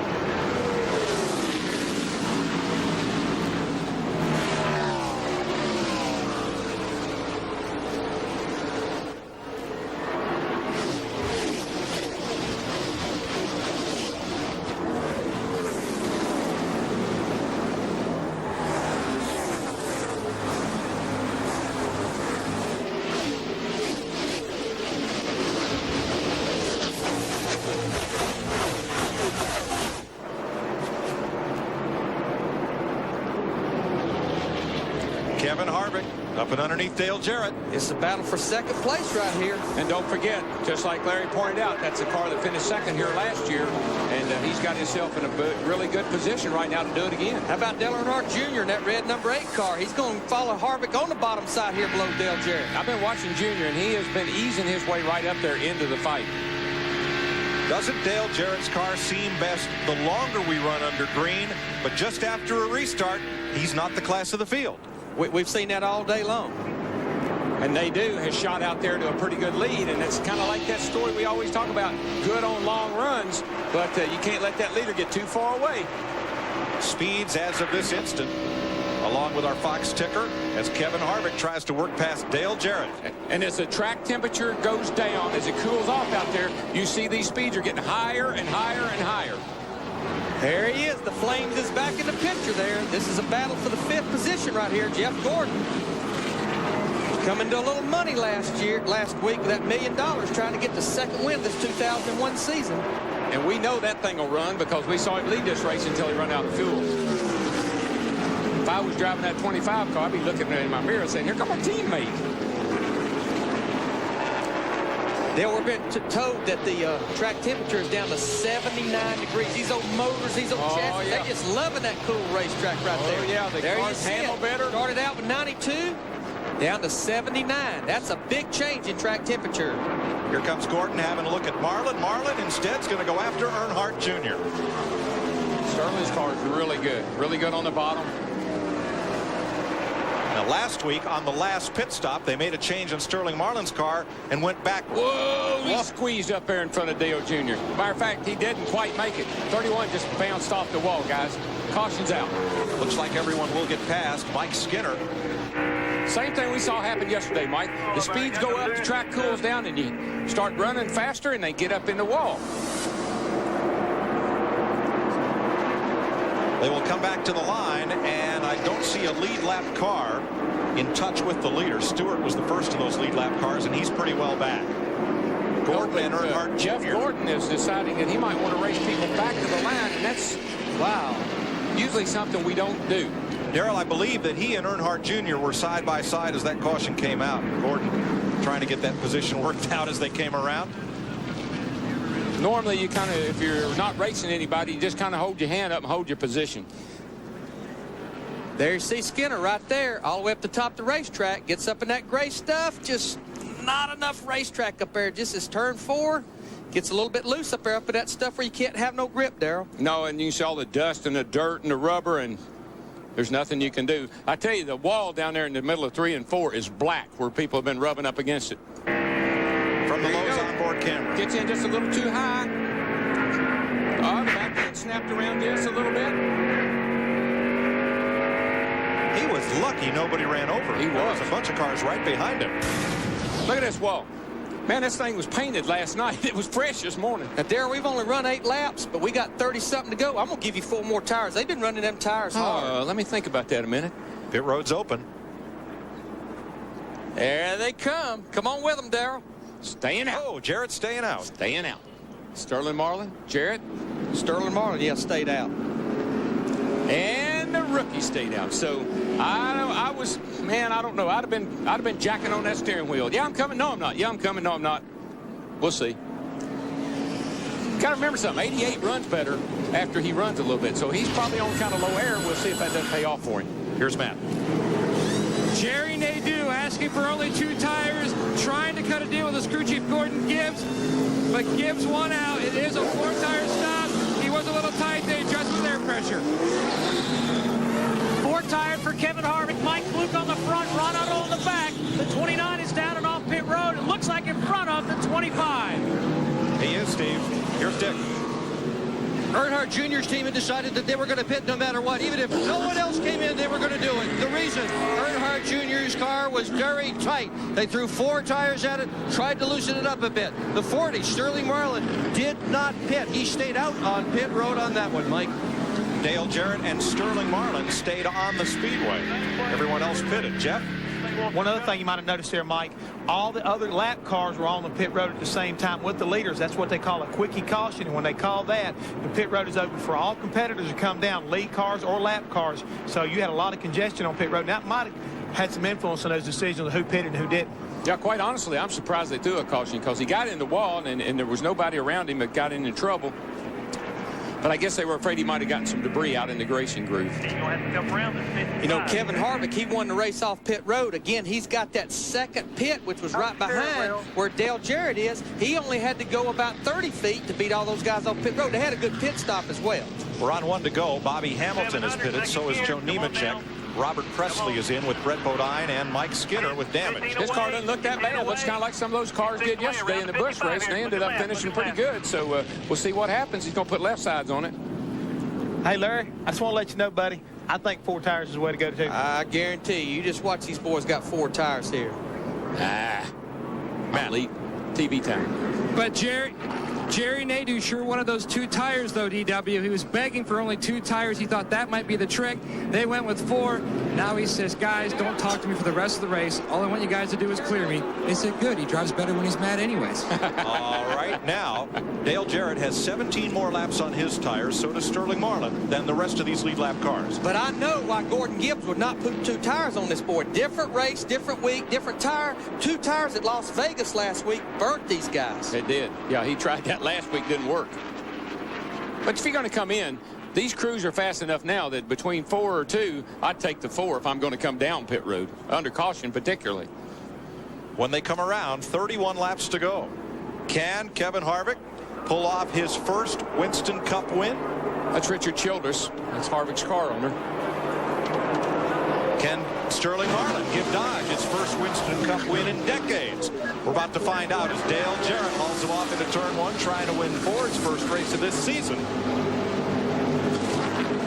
Marlin's got his hands full with those 4 tires. What you got to remember, when you stayed out, you've picked up a lot of trash on your tires. You're out there with the hot tires. It takes a little bit to get them cleaned off. Can Jeff Gordon come from 5th on this? Whoa, look at Dale Jarrett Jr. Get all over the back of the Jeff Gordon in that 24 car. I mean, he just rooted him right up out of his way. That's another thing about coming in and getting 4 tires. You fall back in there, we've got to race a lot of people. Junior roughed up Gordon pretty well. Now they're side by side once again. Still there. Clear up. All clear. Tony Stewart backing up in the middle of the pack there. And that's the teammate to Bobby Labonte's car, which has engine trouble. He's done. He's off the pace, brought it on the apron. It's more than a flat tire. Earnhardt Jr. got past Gordon. Dick. He's a bit agitated out there right now, Mike. The car stalled when he was trying to come into pit road for his pit stop. That's happened a couple of times today. He got on the radio, and he was really hot. He said, we've just got to fix this. So he's a bit annoyed out there. Got to keep it under control, though. Race is winding down to the end. Well, these young drivers got to race for a lead here, and I think Nadeau's going to probably zap her buddy up here, Jarrett. But these young drivers have got to remember something. Now is when you've got to be your calmest and your coolest if you're going to win a Winston Cup race. 4 fresh tires. Them old 4 fresh tires down there to the bottom. Get down there. Clear. Get down there. Ain't over yet, baby. We got a long way to go yet, man.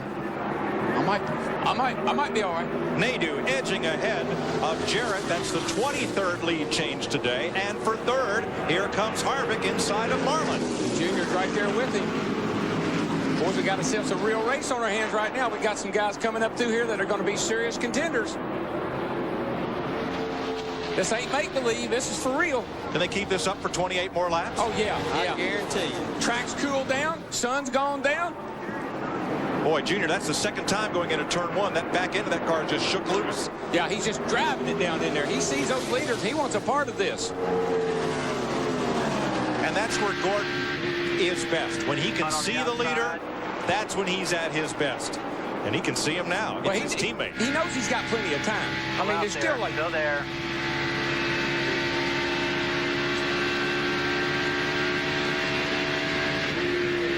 Gordon coming, but you see Junior and Sterling Marlin side by side. All clear. Sterling something happened to Sterling. Smoke for Marlin's car. Lost the motor. Kaboom. Caution.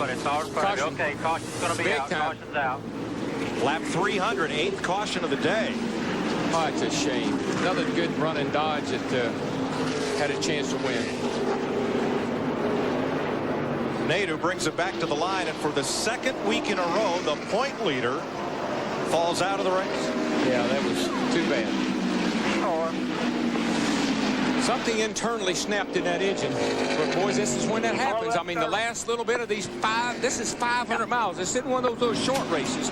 It's in a short track. This is 500 miles on a really fast super speedway. And Sterling Marlin just lacked 25 laps from hanging on to the point lead.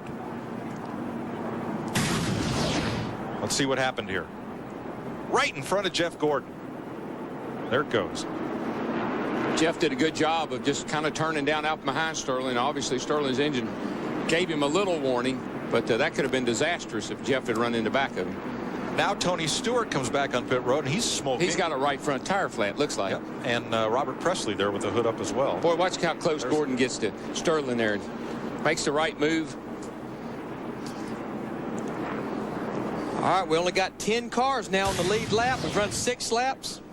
That's off Tony Stewart's car. These cats going to come in again. Nadeau stays out. Jarrett stays out. Looks like everybody stays out. Well, that tells you that Jarrett's happy with his deal. You know, he could have come in. I'll show you what happened to Tony Stewart here. He's got a right front tire down.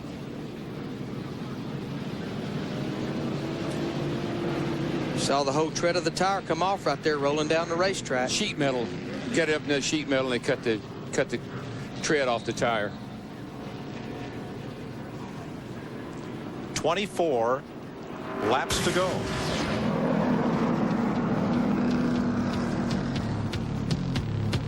Pit stop's complete, but Sterling Marlin falls by the wayside. We'll be right back with more NASCAR on Fox, presented by UPS.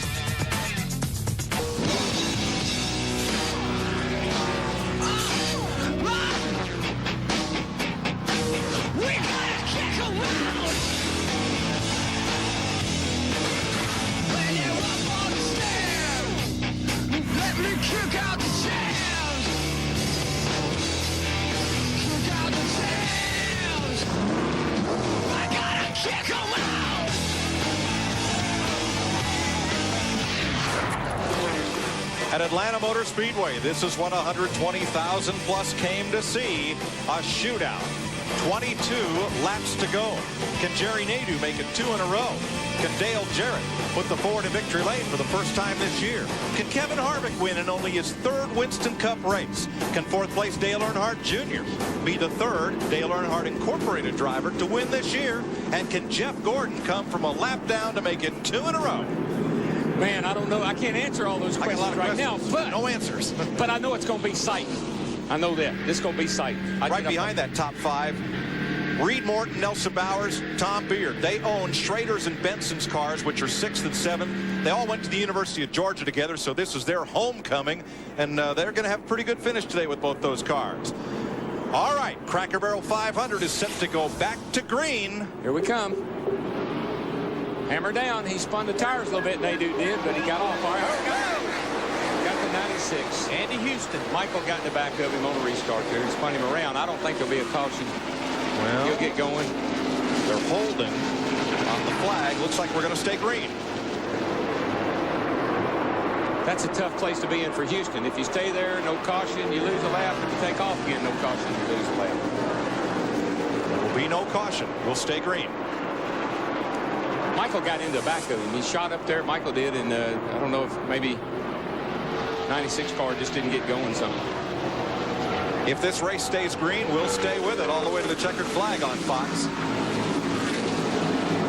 Here's Gordon battling Benson once again. At 24 Chevrolet of Jeff Gordon.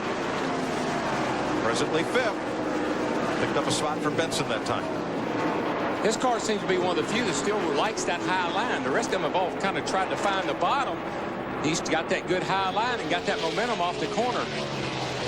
That's how Dale Earnhardt won the race here last fall. Beat Bobby Labonte off of 4 back to the line running that high side. Who do you like now, Darrell? I like Gordon now. Jerry Nadeau, Dale Jarrett, 1st and 2nd. I'm liking him better every lap. Couple car lengths apart. He's got to get by these cats, and we're running out of time. A big old Big Ben is ticking away. Tick, tick, tick, tick, tick, tick, tick, tick, tick. 18 to go. 18 to go. And he's 1.7 seconds back. What do you think, Larry? I don't know. He's going to have to race these other guys. That's the thing. He's got 3 cars in front of him, including that 8 car, Dale Earnhardt Jr. He gets way up high. Man, turn 2 almost scrapes that wall. That just tells you how hard he's trying. I mean, he's using up every bit of the racetrack, trying to close down on the leaders. All 3 of the Rick Hendrick-owned cars in the top 7 positions. Terry Labonte is 7th. Yeah, and the old Iceman, he just kind of slipped himself up in there, didn't he? There's the interval again. Gordon 1.7 back. Pretty constant. Or is that Tony? Tony might be driving that car right now. Oh, it's Terry. Oh, it's Terry. 17 to go. You looked in there lately? It went by so fast I wasn't sure. You don't have to sugarcoat it if you don't want to.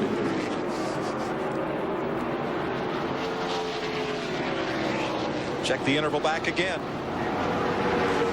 One in car, 4 car, Jeff Gordon. He is the fastest right now. Look at him all over the rear bumper. The 8-car Dale Earnhardt Jr. Catching him one thing, getting by him another, though. Boy, he's got to get by these cars pretty quick if he's going to have a shot at catching Nadeau. Dale Jr. really rocketed off of the second turn back here that time, Larry. I mean, he drove off and left Gordon. But, you know, Jarrett's holding his own. Larry, is he holding for a late run, or is he giving it all he's got? Well, what we got to remember, he's got older tires than anybody. Look at him down to the bottom right there.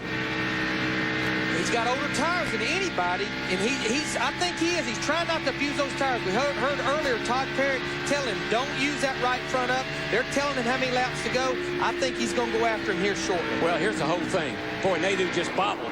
Nadeau just bobbled in the middle of the corner there. Here's the whole thing. They would have come in on that last caution and got tires if they didn't think they were doing the right thing. They're happy with their car. They had a chance to put tires on it. They didn't.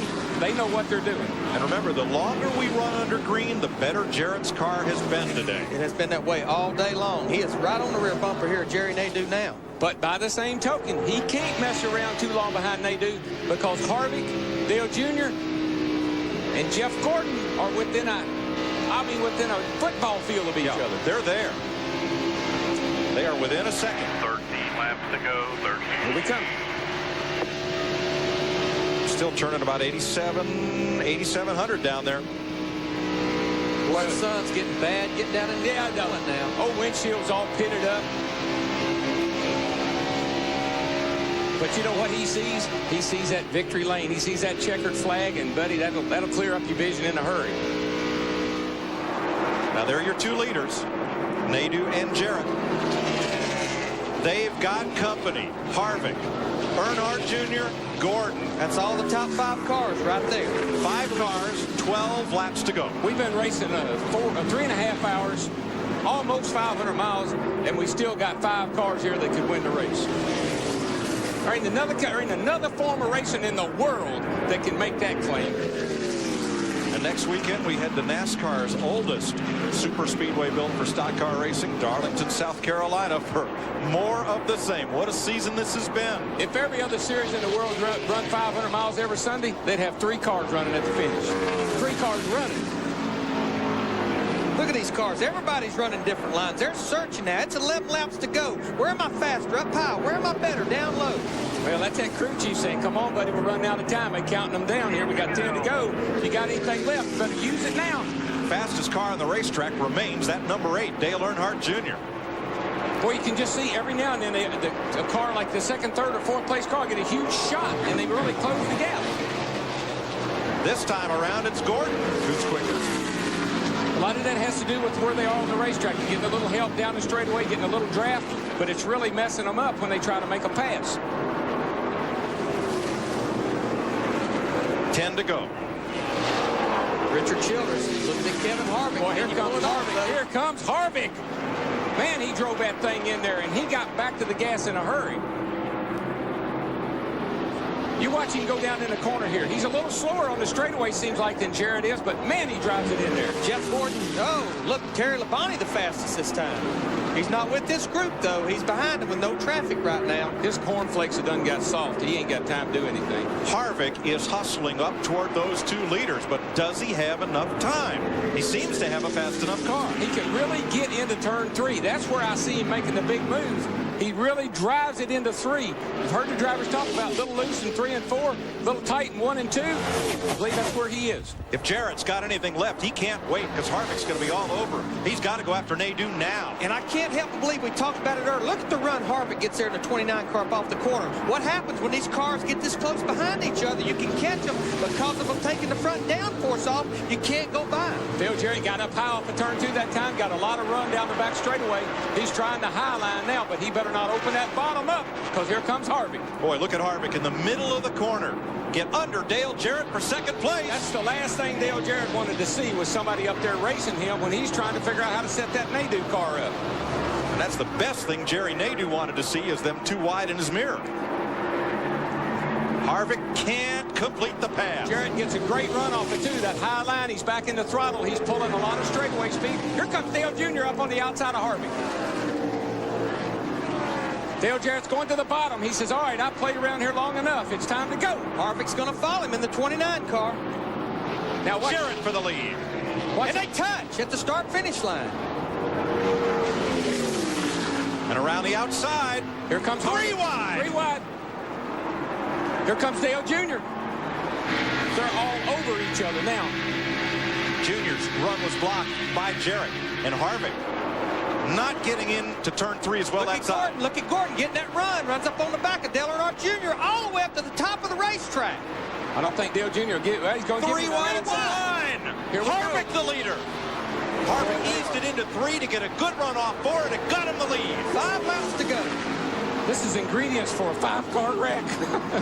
This is incredible. Look at them. They're all over the place. High, low, and in the middle. And Harvick clears Nadeau for the lead. Dale Jarrett, he gets loose up there off turn 2, falls back and forth. Jeff Gordon's up in the 3rd place. They go down in the 3rd turn. Gordon's going to go high on the outside. He's back in the gas. He's going to drive alongside Nadeau. Junior on the bottom. Can't do anything with Jarrett. Loosens up Jarrett. Boy, Jarrett and the Dale Jr. almost. Now, remember, as Harvick's wife looks on, Delana. Brand new wife, by the way. That's right. 1 week old. Now, remember, Gordon owes Nadeau a favor. He's going to try to help push Jerry Nadeau to the lead. And Dale Jr. is out of it. Earnhardt has cut down a right front tire. Burnt the right front tire off of that thing. Here comes Gordon to the underneath. He's going to come underneath Nadeau. This is exactly what Harvick wants, though. These guys running side by side. Look at the distance he's done put on. 3 laps to go. And right now, this is when, hey, buddy, let me go. I can win this race. I thought last year's photo finish was a thriller. This may be better. Well, here comes Heartbreak down pit road. I know we're watching the race. Dale Jr. down the pit road. Flat right front tire. Gordon goes into 2nd place. Harvick's got his work cut out for him now. I don't know if you're sitting down at home, but there's 120,000 people on their feet here at Atlanta. And here comes Jeff Gordon closing down on Harvick. Kevin Harvick trying to become only the 5th driver in NASCAR history to win in only his 3rd Winston Cup start. And I know Richard Childress has got to be jumping up and down with joy right now, no matter what happens. And somewhere, too, must be Dale Earnhardt, because this is his car that Kevin Harvick is driving. The paint is different, the number's different. But not since Dan Gurney in 1963 at Riverside, California, as a driver won in his 3rd start. Jeff Gordon's going to give it all he's got this turn. This time he's going to try to go down bottom. He's going to try to get down under him. Gets a good run there in the middle of 3 and 4. They'll be coming for the white flag right here. 1 lap to go. The Childress team trying to go to victory lane for the 2nd year in a row in this race. We had a photo finish here last race. We're getting ready for another one, folks. Get up off your seats. Here they go. For 2 in a row, trying to set him up. Gordon's going to make the big move on the inside when they get down here to turn 3. Slow car might be in the way. Here he comes. He's going to drive it to the bottom. Oh, Harvick's leaving a lot of bottom open. This slow car is going to be in the way. Just like a year ago, he's going to get him, though. He's going to get him. Gordon got loose. It's Harvick. Harvick by inches. Harvick by inches. Harvick by inches. What a race. What a finish. How did Jeff Gordon hang on to that car that loose off turn 4? Man. We got him. Tell me we got him. 29 car. You got him, buddy. Harvick, you got him. 6/1000ths of a second. All right. Nice job.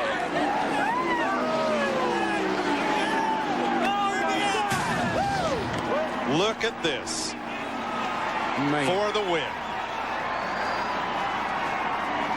That is ever so 6/1000ths of a second. A replay of a year ago with Dale Earnhardt and Bobby Labonte. That's an incredible finish. What a job for that young man. Somewhere up there, I think Dale's smiling. And Dale is jumping up and down right now. Good job, guys. So. Where is he?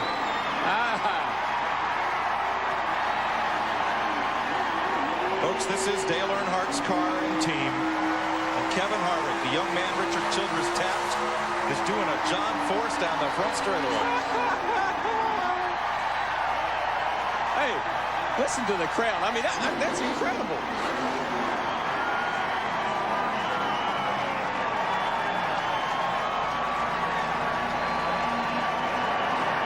Steve Burns. With Richard Childress. Richard, what an emotional win. What does this afternoon mean to you? Hard to say. I'm just thrilled. I kept praying for Dale to help us. He did.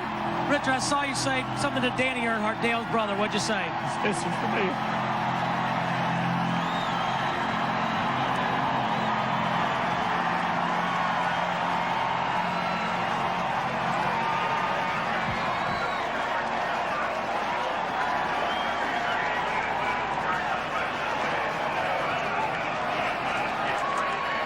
How special this is. I'm telling you, I'm speechless. Just what this means to so many people. This is a win for this young man. It's the start of a great career for him, but it means so much to these people.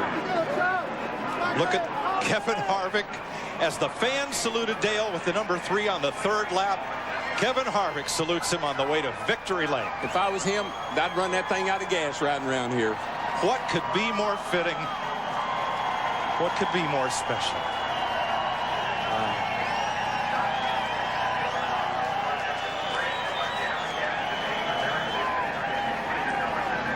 If you believe in storybook endings, folks, this is one for the books. I'm telling you, I got a big old lump in my throat.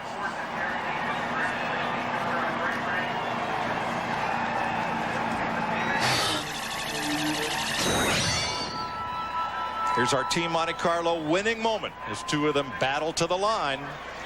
And Harvick wins by 6 1/1000ths of a second.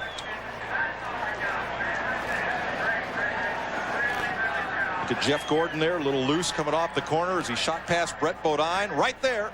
Hung on to it. But that was the difference. 6 1/1000ths. Watch Look this. at this. This is so close. Gordon's closing. Had that run. Boy, I tell you, if the finish line had been Talladega, he'd have got him. But and here's the crew looking on as they came to the line. Chocolate Myers right there, been with Dale for 100 years. All these guys, this means so much to them. They think they did. They think they did. I'm sure they wondered if they'd ever win another race after Dale was gone, but they have answered that question big time today. Look at Chocolate. Chocolate there. He's was really one of folks. People around this racetrack are all in tears. I mean, they're just so. So are folks up here. Crews are coming out and congratulating him. This is like when Dale won the Daytona 500. It is. Look, there's not a team that isn't down there represented that isn't congratulating. The crowd still cheering him on. Pit crew members from other teams running down to congratulate Kevin Harvick. 25 years old in only his 3rd Winston Cup race, and the weight of taking over the car of a legend on his shoulders. And Harvick has responded with a great photo finish win. Well, I know when Dale won the Daytona 500, everybody really just was so happy for him. I don't know that this isn't it's a different kind of situation, but the same jubilation. And Richard Childress, Kevin Hamlin, those guys picked up the pieces, tears in their eyes, and have moved forward and doing what Dale Earnhardt wanted them to do back in victory lane. Whatever you do, stay off the roof, they said. They inspect the roof height after the race. That's why they told him that. Jump up down on the hood, but don't jump up down on the roof. Danny Lawrence, longtime Childress engine tuner, one of the first to congratulate Harvick. What a moment. This is an incredible moment in our sport. The crowd has grown somewhat silent, waiting to erupt as Kevin Harvick comes out of that car. The tributes to Dale Earnhardt are everywhere around this speedway.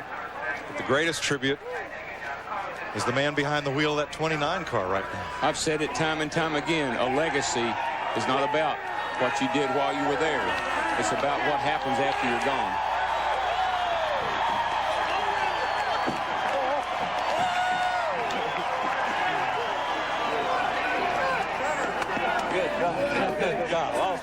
Matt Yoakum's in the midst of all that.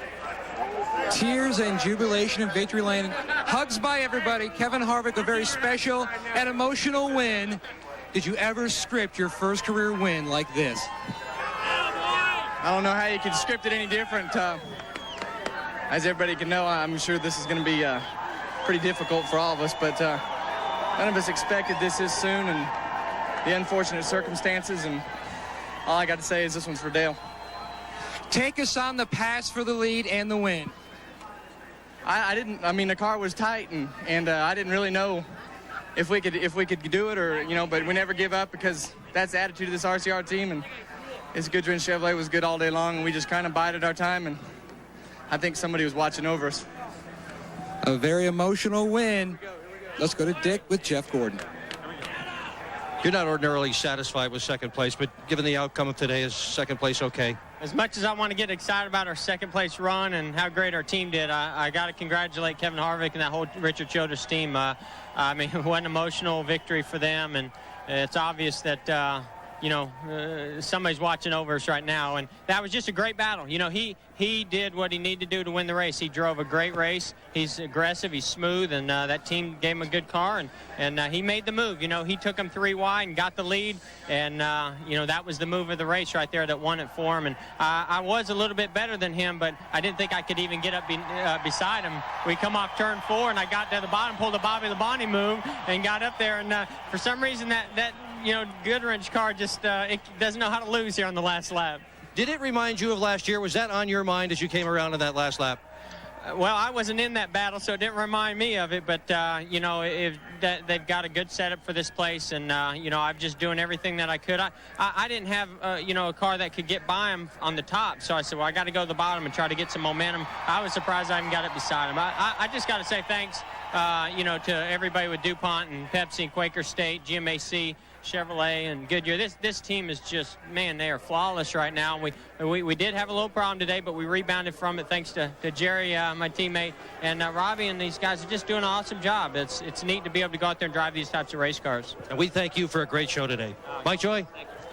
Thanks, Dick. It's another clean sweep for Chevrolet. Top 3 positions, Harvick, Gordon, and Nadeau, as you have a look down through the results, and we're still trying to catch our breath. Well, I tell you, he says somebody's watching over him. We know who it is, and it's Dale Earnhardt. We have not had a green flag lap yet with the 3rd lap. We've been under caution every time. That's Dale, and this is Dale today. His presence is being felt even now, and it feels good to know he's still a part of this. Well, you know, you think about that. Just the big heartbreak of the day, though, was Dave Blaney led all those laps. Looked like nobody could catch him. Ends up 34th position after the left rear tire runoff. If you believe in storybook finishes, this was your day. Kevin Harvick, a winner for Richard Childress Racing, driving for the team with which Dale Earnhardt had done so well. Well, Jeff Gordon led the most laps today, and thus he is our Winston Cup point leader for the first time since the 1999 Daytona 500. Jeff Gordon's in front, Dale Jarrett. How about Johnny Benson there in 3rd? What could top this? How about Darlington? Oh, Darlington will be exciting. I tell you, these cars and these drivers right now are putting on the... I've never seen racing like this, and it's so fun to be a part of it and watching it and calling it. I said there was no way we could have a better race than Rockingham. They just keep getting better. I can't wait to Darlington. This could well be the best Winston Cup season ever. You're going to see the whole first half of it on the Fox family of networks, your new home for NASCAR. Pretty nice trophy you got there, young man. Pretty nice check, too. Pretty nice. For all of us at Fox Sports, we congratulate Kevin Harvick and Richard Childress Racing on a great win in Atlanta. See you in Darlington next week.